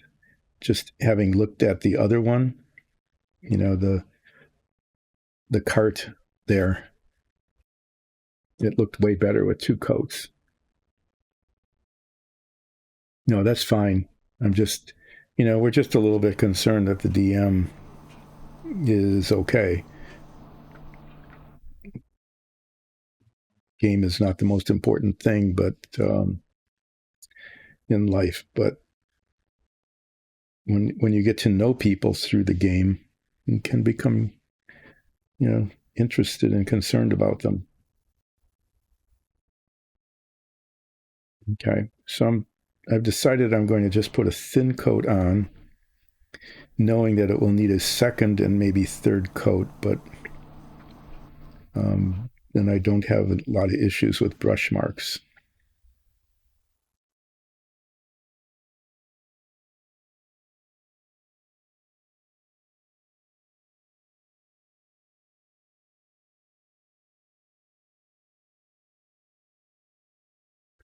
So transformed into a human, you mean it stops being a dragon, or it just the dragon takes on its human form? Because I know that in some play, dragons do that. They have like their dragon form, and then they have another humanoid of some sort form.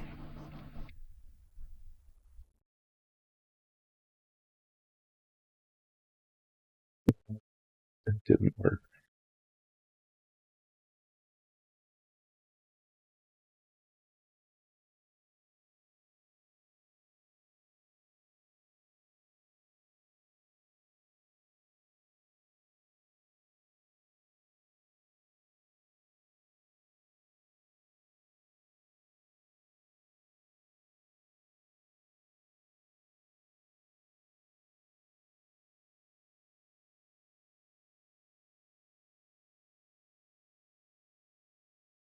Sealy and unsealy? No, that didn't come through. If you could repeat that, because I'm not really sure what that means.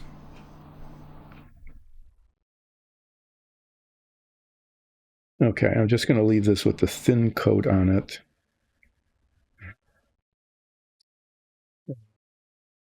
That was a mess. This isn't going well. What happened is that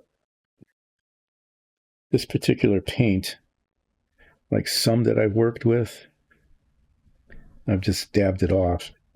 If you have to be real careful, because if one paints over it before it's dry, it it peels off of itself, and it leaves lumps on everything. So I'm gonna have to put like two or three really thin coats on that.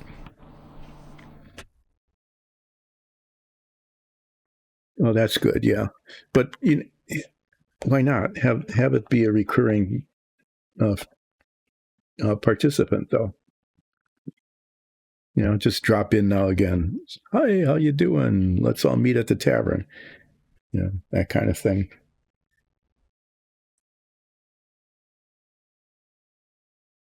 But first time players, you get into the role playing thing, but then you get into your first combat, and people don't know their abilities, and it gets instead of being fun, sometimes it can be kind of just frustrating. So I think it's kind of cool,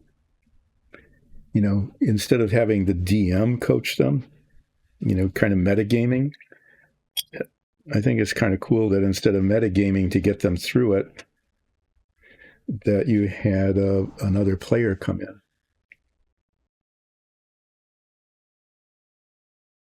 Ah, okay. I wasn't familiar with that.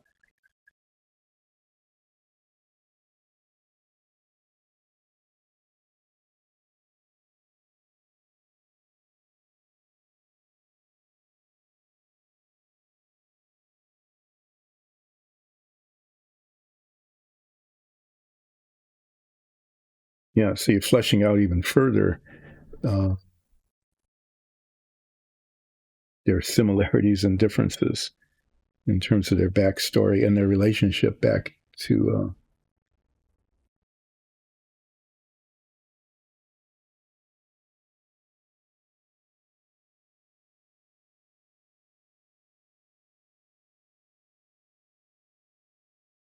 Benefactor sounds like a cool.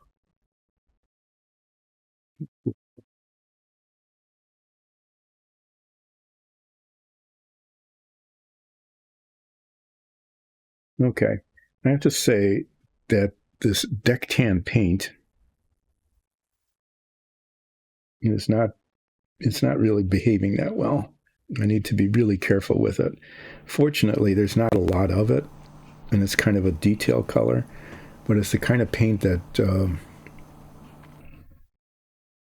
Yeah, dragons just do transform. So I was wondering if the dragon transforming into the human was just one of the things it did, or whether there was actually some sort of like no longer being a dragon but being a human. But I think it probably made sense.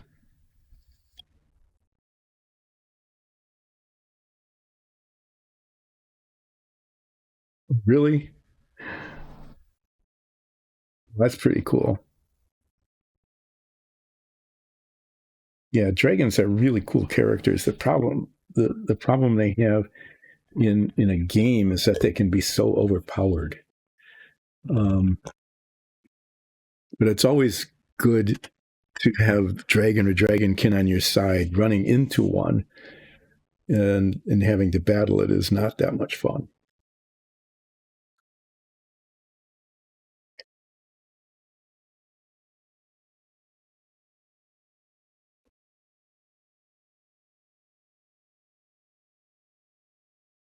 So I know they can transform. Do they all? Okay. Since we're talking about dragons, if they choose a transformation, okay, this is what I'm going to transform into, is that a sort of permanent thing? In that whenever they transform, they can only transform into that. Say they transform into a dwarf, okay, as opposed to transform into an elf. Can they choose to transform into something else later?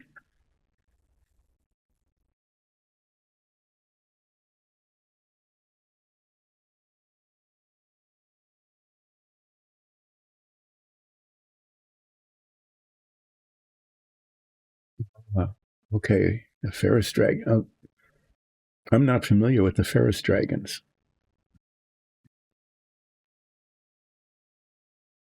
I know I made a I actually painted a set of dragonkin, and I did them in the chromatic colors. I see. Okay.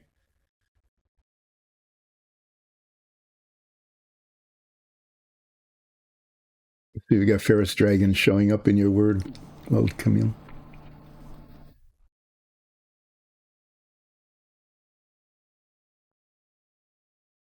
Yeah, Ferris. Ferris is it.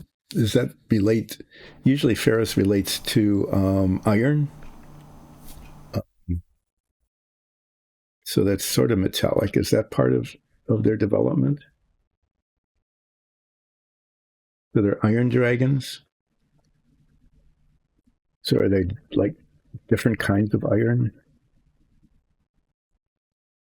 Okay, but there's sort of ferrous metal. They're kind of metallic.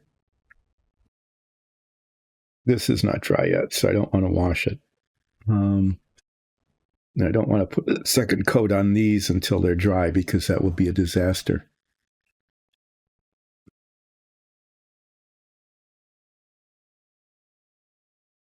Oh, yeah. Are ferrous dragons, some of them magnetic?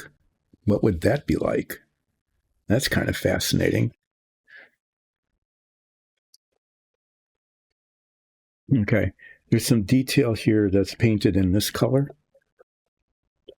Um, German gray. I don't know how it's any different than the other 4 or 5 shades of gray that I've got there.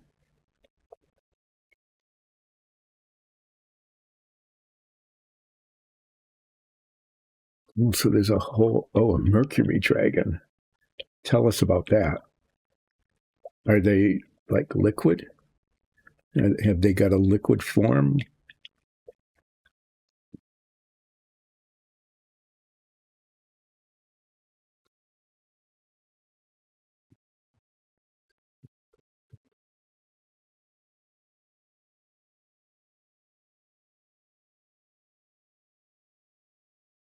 Some of those are, yeah, ferromagnetic materials. That's kind of interesting.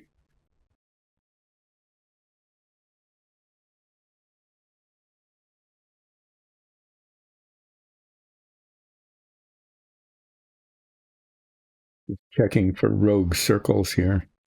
Um, this is a wooden piece with iron bracing on it, and the metal on this model, for whatever reason, is painted gray.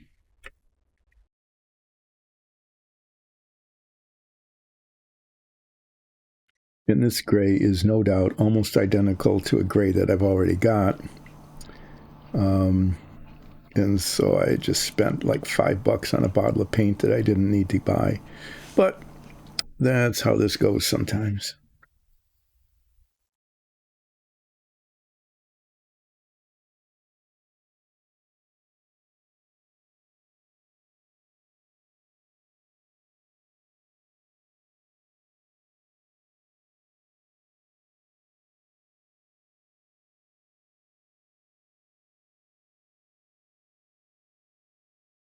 Tying time. It's time for size.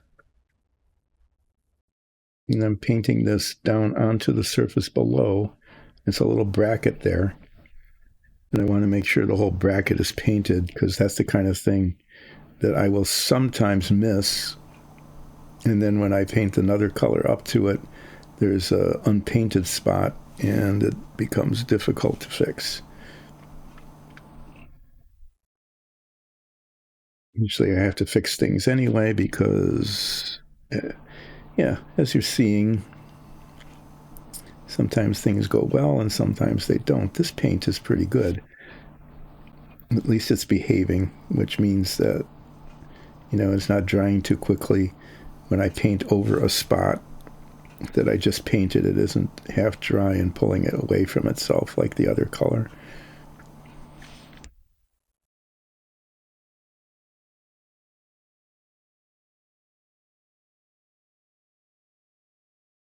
I should be wearing my head magnifiers because I know I'm missing spots. I'm going to put those on.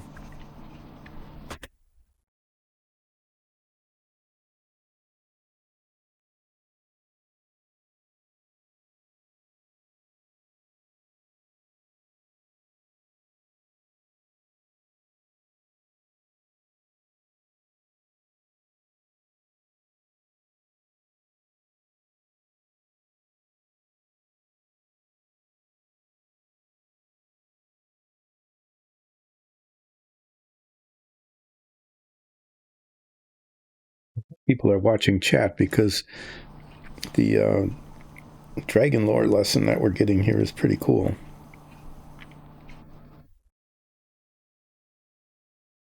I know I'm learning things I didn't know.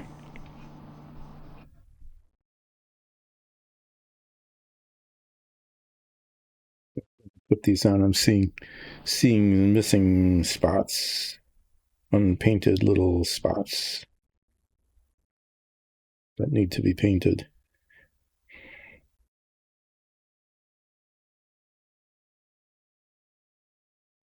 I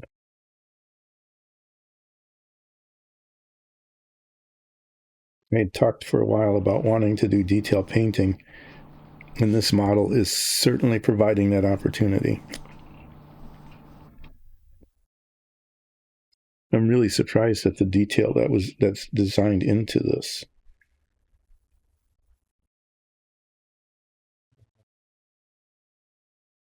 First got this model as a gift. I didn't expect it to be a cutaway, showing the interior detail of the plane. But since it is, I'm finding that pretty fascinating. But it's also kind of challenging. It's a lot like the submarine, where there was tiny detail to be painted. This model provides a really interesting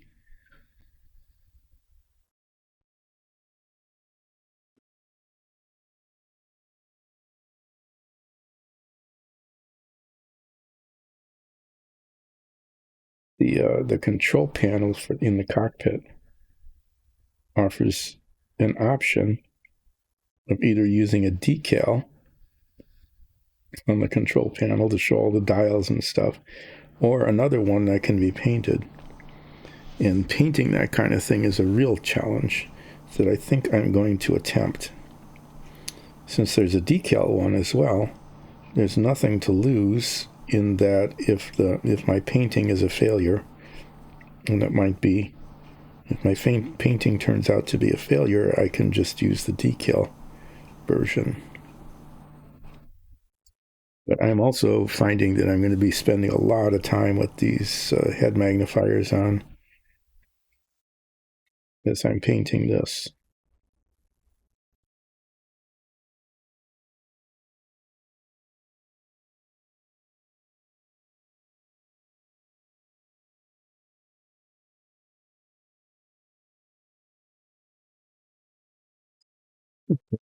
To dry. And then here on this, all these little raised things are painted gray. And I'm going to go ahead and paint them gray now,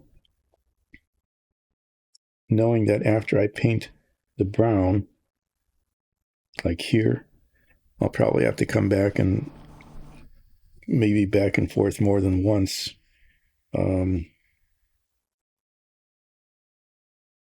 To get the line right.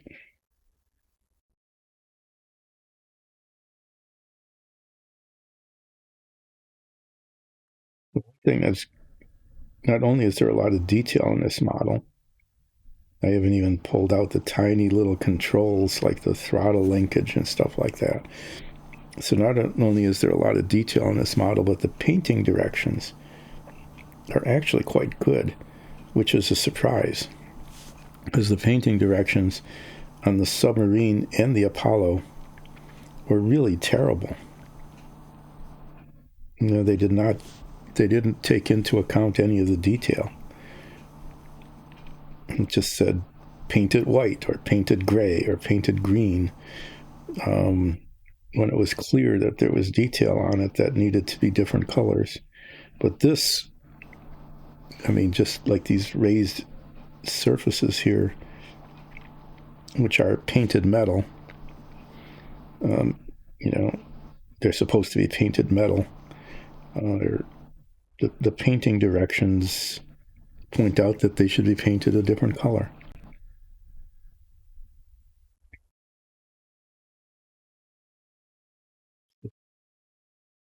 This model, other than the stupid circles that appear everywhere, is the best of any of the models that I built so far.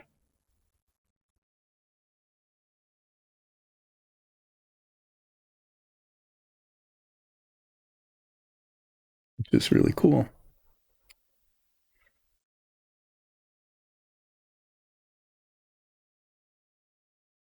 Painting it underneath just a little bit.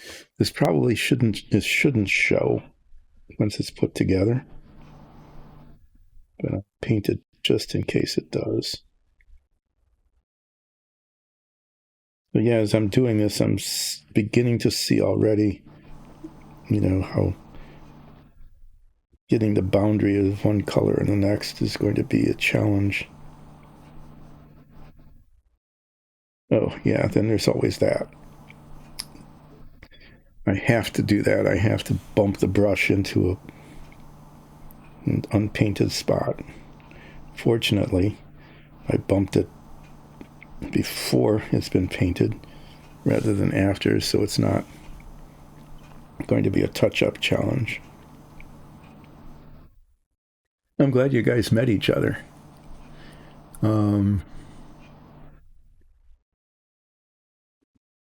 Steel dragons. I had no idea that there was so much.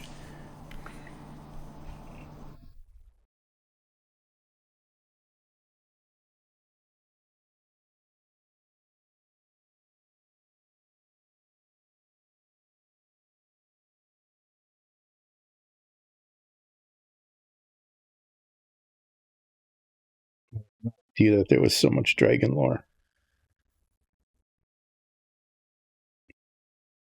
This is really fascinating for me. Yeah, it was like I knew about the chromatic in some of the metallic dragons, but just, real cursory kind of things like here's black and red, blue, right? That kind of thing. And some of the metallic ones,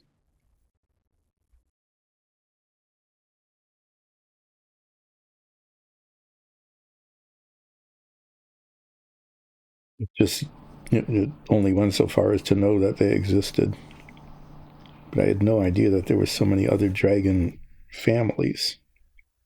guess I don't know if I can call them that, but types of dragons and how much lore there was behind them all.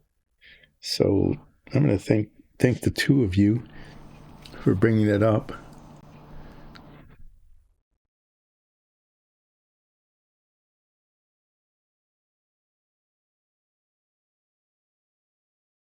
Thanks for joining in. I'm going to be, and I hope you all come back again on Wednesday and continue this. And I want to continue to hear more.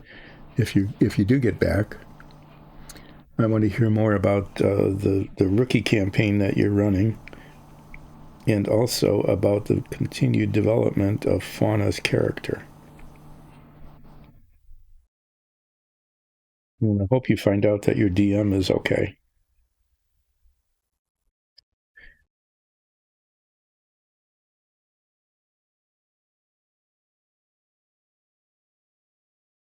As usual, I am being surprised by myself about how much time it takes to just paint these little bits of things.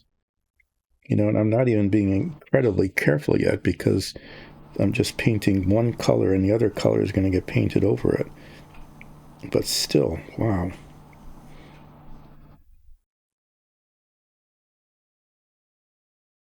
So, doing it on this stream is kind of fun.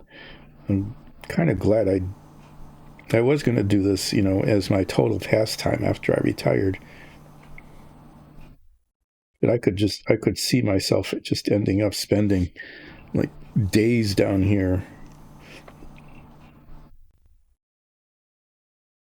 forgetting to eat and drink and all that sort of thing. Just saying one more thing, just one more thing. I need to get one more thing done. And each thing just took such a long time. Okay, getting the paint in here. There we go. I'm pretty sure I'm doing this in the right order now. Just in terms of, what color is going to have to be overlaid on the other color to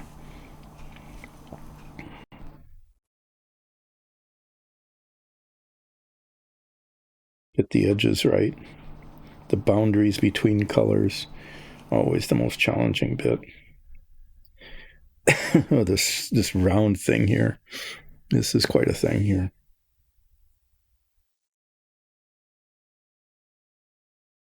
So painting the brown, that desert yellow color on around this, getting the edges just right, that is going to take forever.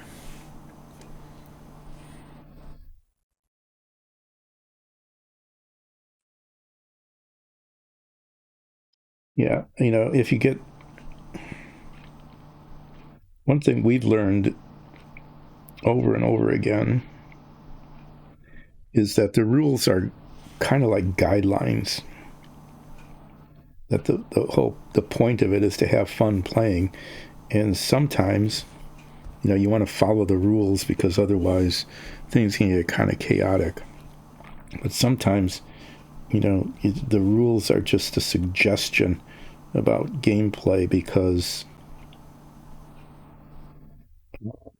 your players want to have fun, and sometimes they want to do things that are just not anywhere close to being part of the rules.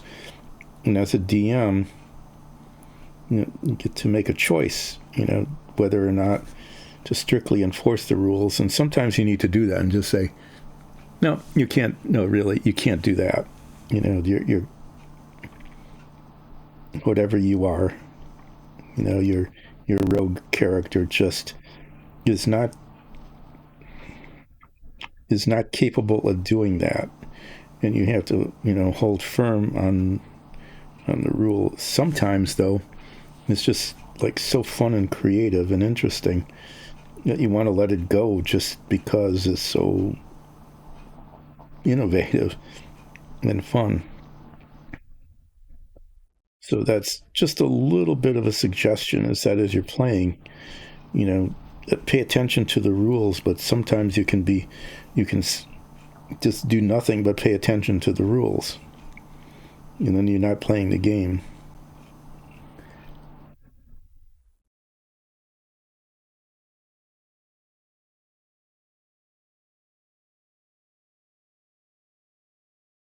Well, yeah. I mean, they can either definitely that. I understand that for sure. Is that you can either do things or you can't, right? I mean, just simple things like you're not in range. You can't do that. Mhm. No, you can't move farther unless you use your bonus action, that kind of thing. Sometimes it's just, it's just critical that you have to follow the rules.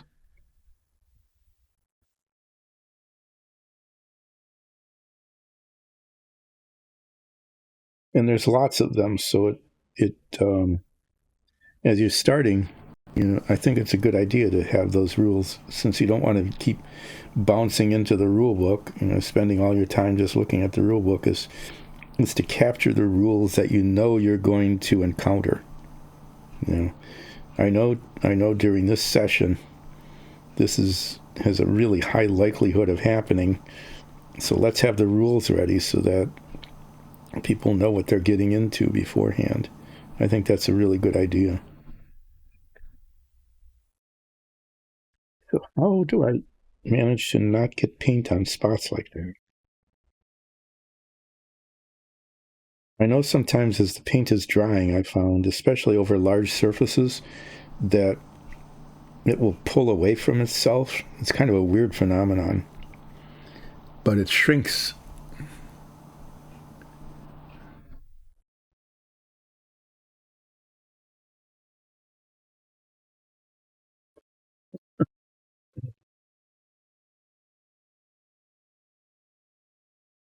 Okay, that oh, that's pretty funny.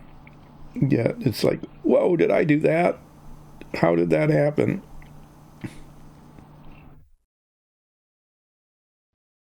I didn't mean it. No.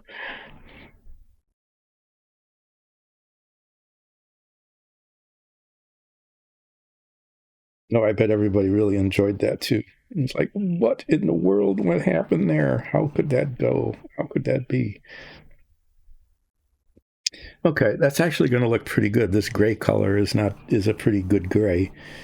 I believe it's exactly the same as one of the other grays that I've got. As I've said, I probably ended up spending like $5 on paint I didn't need to buy, but we'll use this on something else.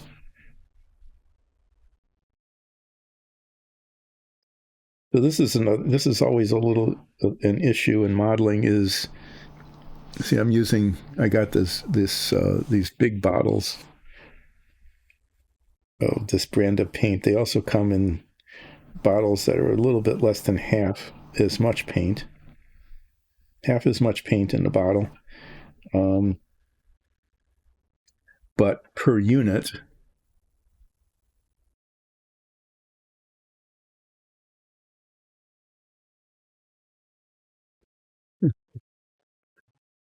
Yeah, when it came in and saved them. Mm-hmm.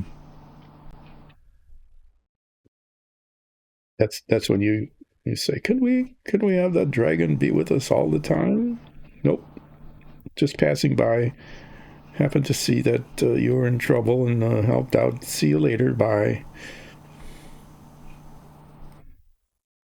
So it's always it seems like a really good deal to buy these bigger bottles because the price per unit is so much less than the little bottles. But then if it doesn't get used, then it gums up and it goes bad and it's wasted. So I don't know. I probably should have bought just a little bottle of the gray because it's hardly used at all. Whereas some of the other colors, like the desert yellow, is used on large portions of the model. So yeah, if you ever are building models and you're buying paint, you're going to find that the paint, the Paladin Dragonborn did. Okay,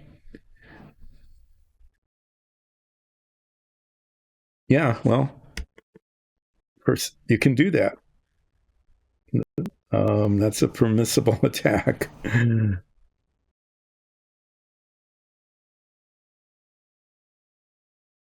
That's right. One of your Paladin Dragonborn.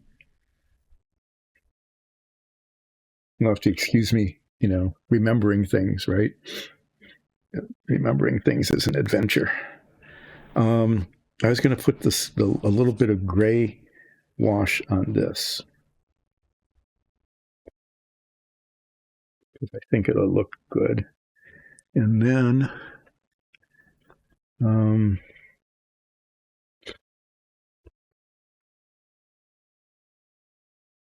think these might be dry enough. This might be. I'll examine these, all the gray stuff, a little bit later, but I think this will be dry enough to put a second coat on yet today.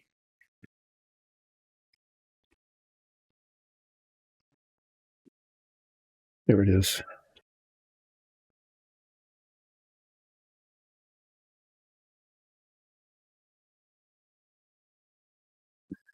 Everybody going, whoa, that, yeah.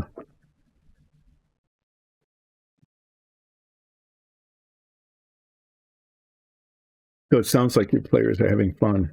That's three players is not bad. That's a good group, and they seem to be pretty. Oh man, sorry, I'm just seeing a flaw again. And I thought I had fixed it, and it's really obvious. I don't know if you can see it, but right up there in the corner, it needs to be dark.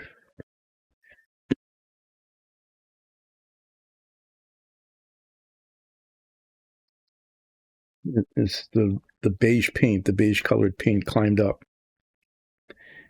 and this is where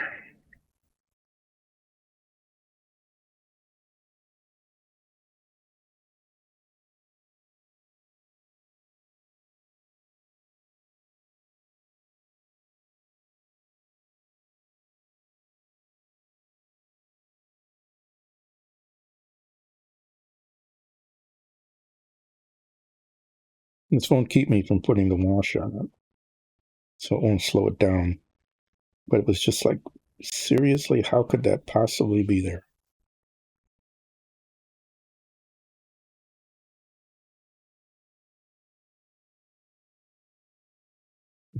Still,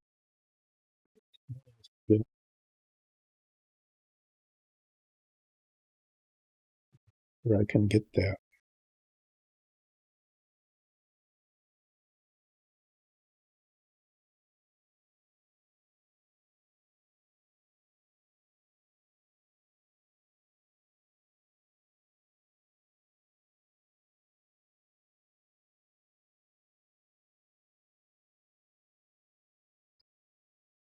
I just want it to be just right, and it's just not being just right.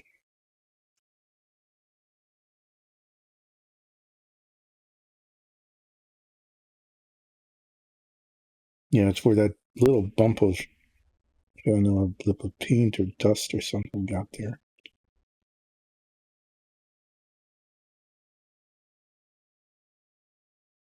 Okay, I need to stop with it once again.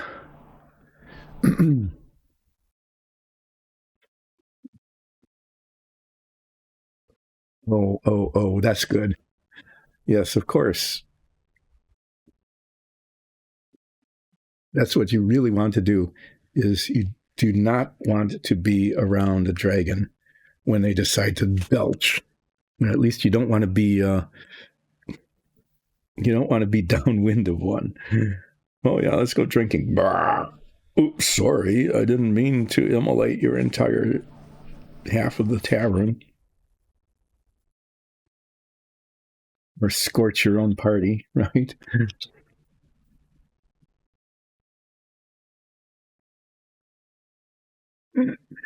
Okay.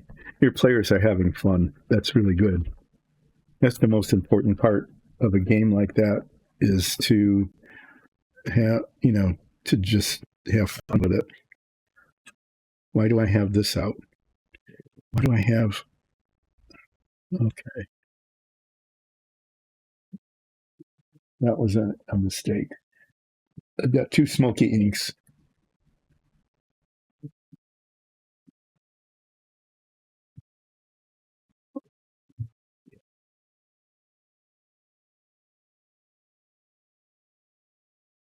So I'm just putting a little bit of this light gray wash on it.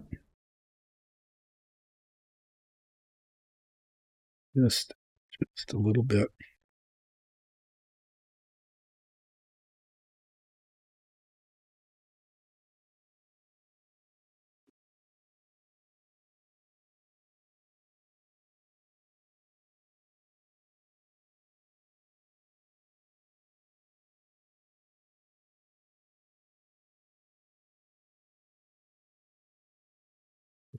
Definition and on the corners. I think I might try to get a little bit thicker on the corners here. I don't know if that'll succeed or not. There's edges, on the edges is what I mean.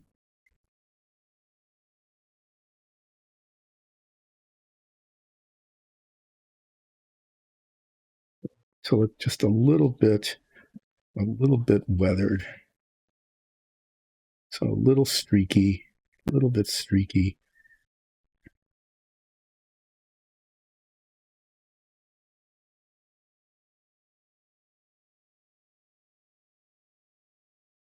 I think the darkest spots, the spots that would be the darkest, would be like in the bottom here. So let's see if I can get that a little bit in the bottom. You know, where the water would build up.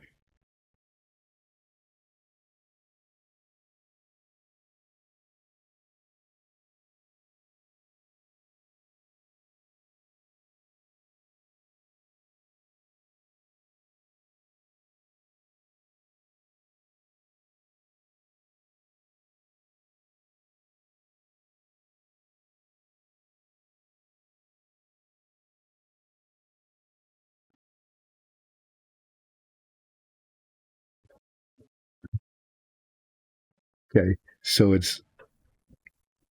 that's kind of funny, really. So it's not the deck of many things. Did you make up your own table? Oh, it's not the deck of many things. You'd have to make up your own table of the things when they played with it.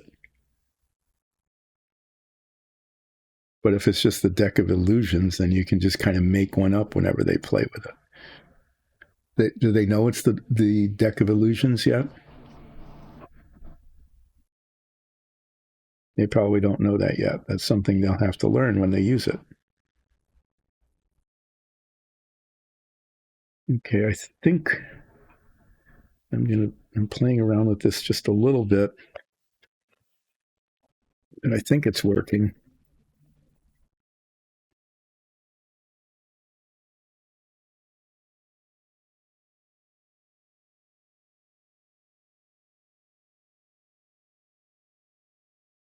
Giving it a little bit of color, a little bit of saltwater wear maybe. Don't want to overdo it.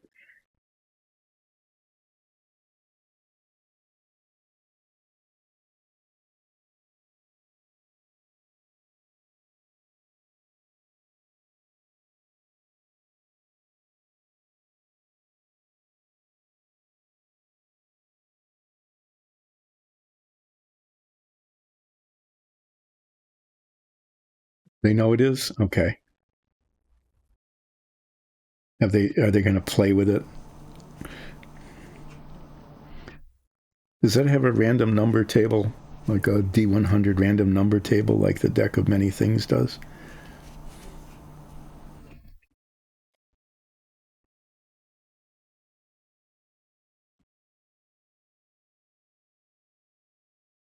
How they came by this? Was it like just a gift that you gave them?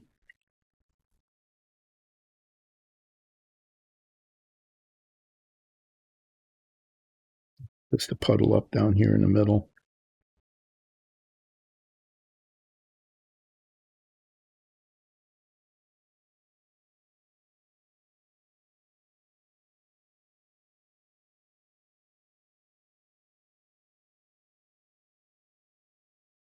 Ah, okay.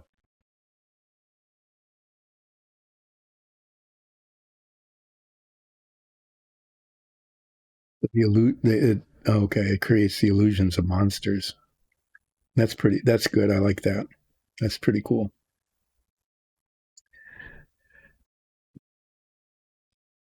Sounds like you're really making up a good game for these players. That they're going to have a good time with it.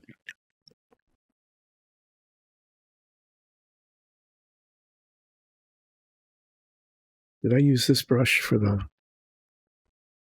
I don't remember. I'm trying to remember what brush I used for this. I think it's this one. Okay, so the NPC gave them a gift. That was a really nice NPC. Not only saved their butts, but also gave them a card deck that's a lot of fun to use. And maybe they can use it sometimes, to create an illusion that, like a decoy, that will help them get away from something. You never know. Um, I'm going to put a second coat of this on, and then I have to decide if I'm going to cement the wheels on now or not. I'm, I might just save that till Wednesday. I don't know.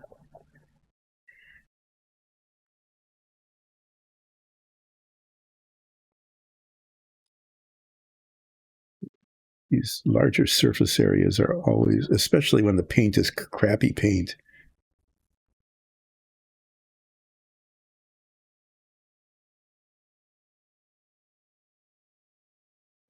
I've learned this from painting walls as well. When you're using a color and it just doesn't want to cover, just use thin coats, multiple thin coats, and eventually it looks good. Don't want to have globs of paint. Don't want to have brush marks, that kind of thing. Especially when the paint has a tendency to lift itself off of itself.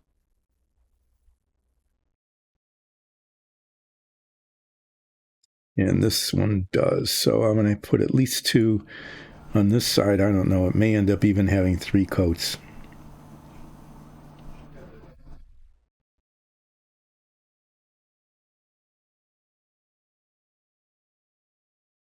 To admit it.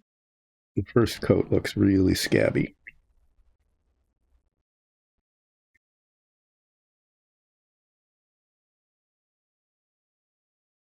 The second coat is coming along.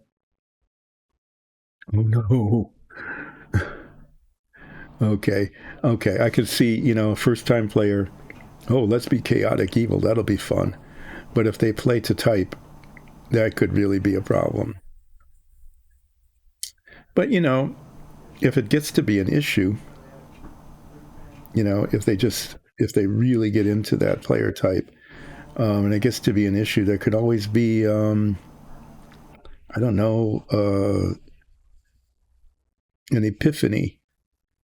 They could visit, they could be, a cleric could come along and change them.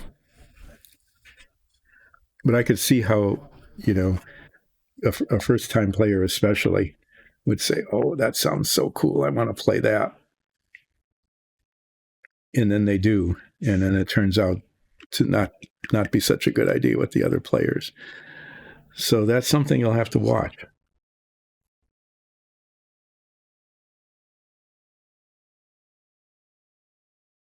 Yeah, you could have a visitor from the celestial plane. Oh, yeah, that's the best kind, a chaotic evil rogue. Um,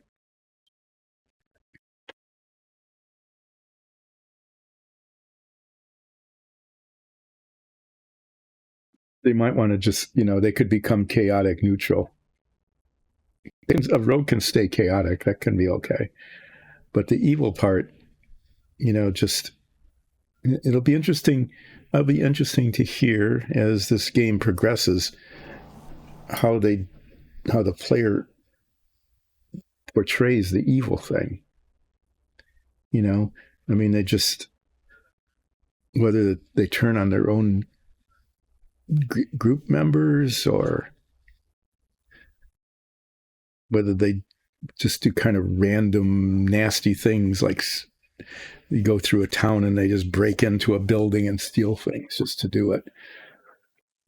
Something that, can complicate gameplay because all of a sudden you've got enemies now and police are after you and your group, or whether they just really make a mess of the team dynamics by being internally evil.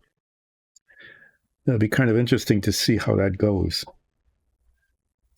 Well, I think this came out okay. This is the cart. I did a lot of work on this one in terms of filling things in. And what the hell?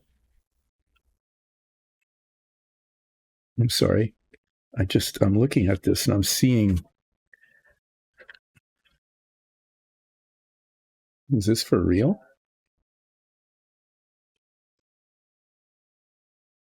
I have no idea how that happened. I mean, there's just a big, every time I look at this, there's a problem. I don't know if you can see it, but here down in the corner, there's a brown spot where there shouldn't be a brown spot. And I don't know if maybe I was trying to fix something up there with the wash and it tripped, or did I?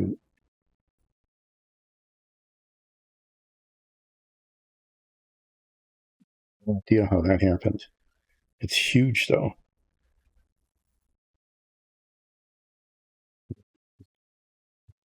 Go. That was humongous.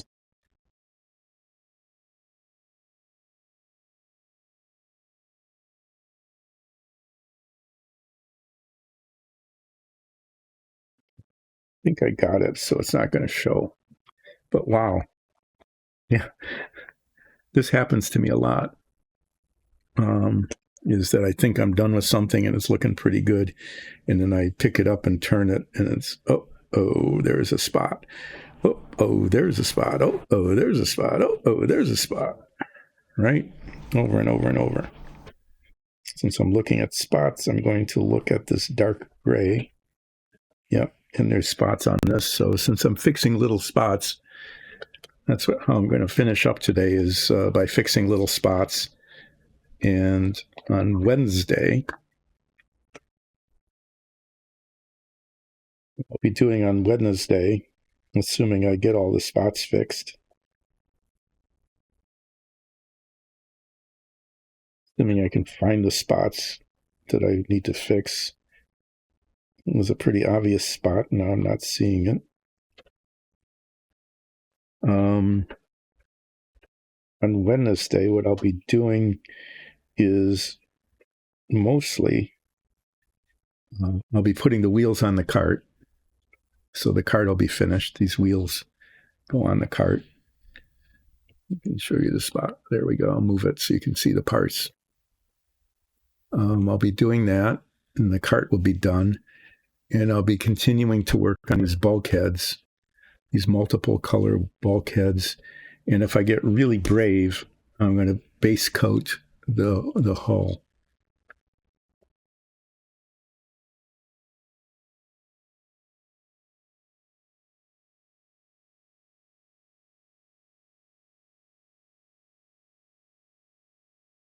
And then I'm going to come back to this and paint the desert yellow parts. All the lattice here is supposed to be that wood. And I'll be doing that.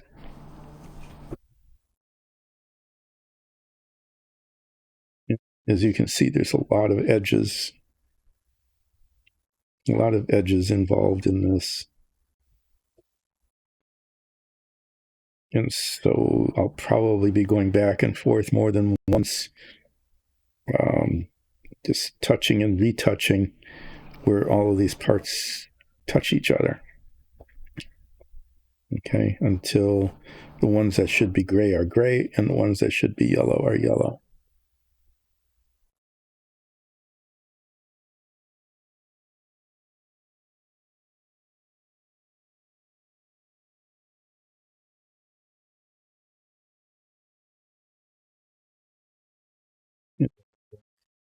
satisfied with how it looks, and who knows how much time that will take, I don't know, then I will go on to the next stuff.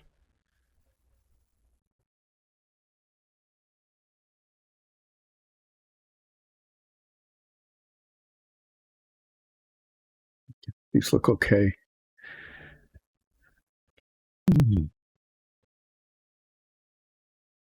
So 2.5 hours because of that break, because the recording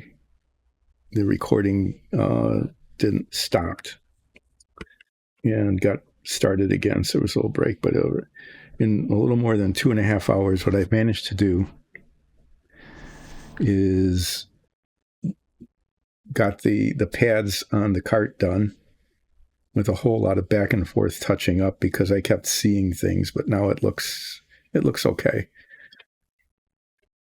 I got some circles sanded down that should have been sanded before, but I didn't see them.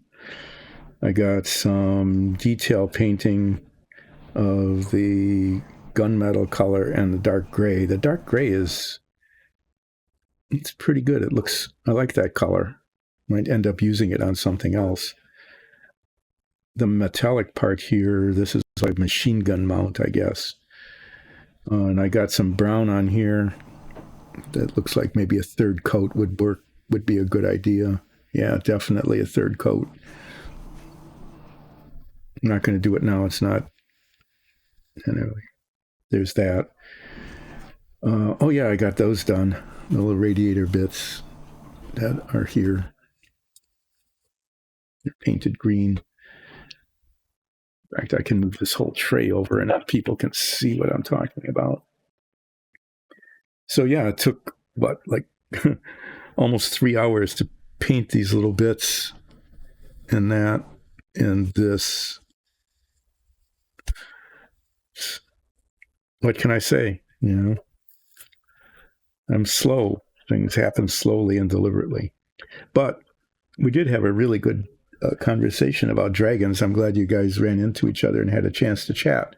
And I learned some things that I didn't know also. Yes, I'm going to be back on Wednesday at about 10.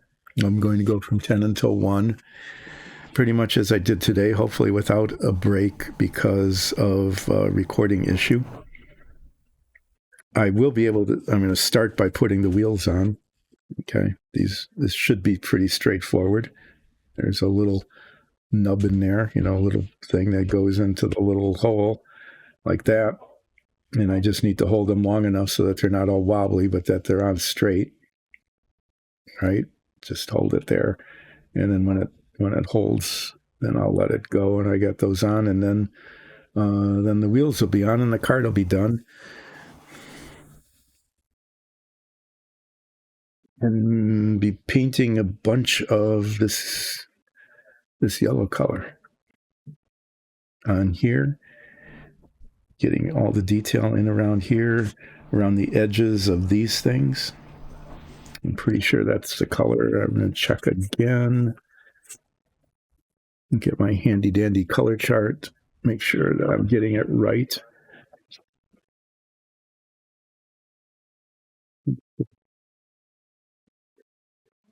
E19 is desert yellow. Yes. All around the edges. Yep. Okay. Yeah. So, be doing a bunch of desert yellow painting with that color, this color that I set down right there where I would find it again where I couldn't see it. So thanks for joining in. Hope to see you again on Wednesday at about 10 as I continue to plug away. And it'll be a lot of little detail painting, and it'll be if you want to hear me grumble, if you want to hear sigh, oh no, if you want to hear those kind of sounds, definitely come on Wednesday, because as I'm painting the little bits of detail, around these parts and trying to get the boundaries of the two colors correct, you can definitely expect me to be making frustrated noises as I mess it up. this part here, actually, probably will hear them there too, because I'll probably like miss spots. Where here I'll just be getting the wrong color on the wrong color. So that should be fun. It'll be fun getting this painted and repainted until it's right. Cementing the wheels on the card won't be all that much fun, other than I'm holding them in place and then trying to get them so that they're straight. Wondering, I don't know what cement I'm going to use. I might use contact cement on that. But sometimes the contact cement lets them kind of wobble around a little bit. I might just use regular model cement and just hold them one at a time until they're in place. But I did painting today. I did quite a lot of tiny little bits of painting. This is like the fifth session in a row where I've just amazed myself at how little I managed to get done in such a long, expansive time. I don't know how I do that, but it does. It takes me forever to get something going. So yeah, I like how this turned out. Using the gray wash on there, I think makes it look interesting. It looks kind of good. You know, like a little bit of water had settled into the creases.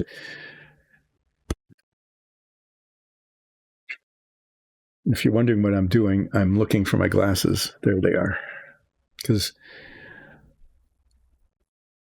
if when you're doing stuff like this, if you always put things down where they should be, or like just even in the same place each time, then you can find them again. If, like me, you just sort of set them down someplace, then they disappear and they can't be found. And that seems to, you get to see that fairly often. And you get to watch me look around, not being able to find what I was looking for after I just set it down no more than just a couple of seconds ago. Thanks for watching. Thanks for joining in on the chat. I appreciate your patience while we fix the recording issue. I will be back on Wednesday doing a more very tedious and slow progress on painting. I hope to have like this done by painting it another color in this, and think, getting the brown wash,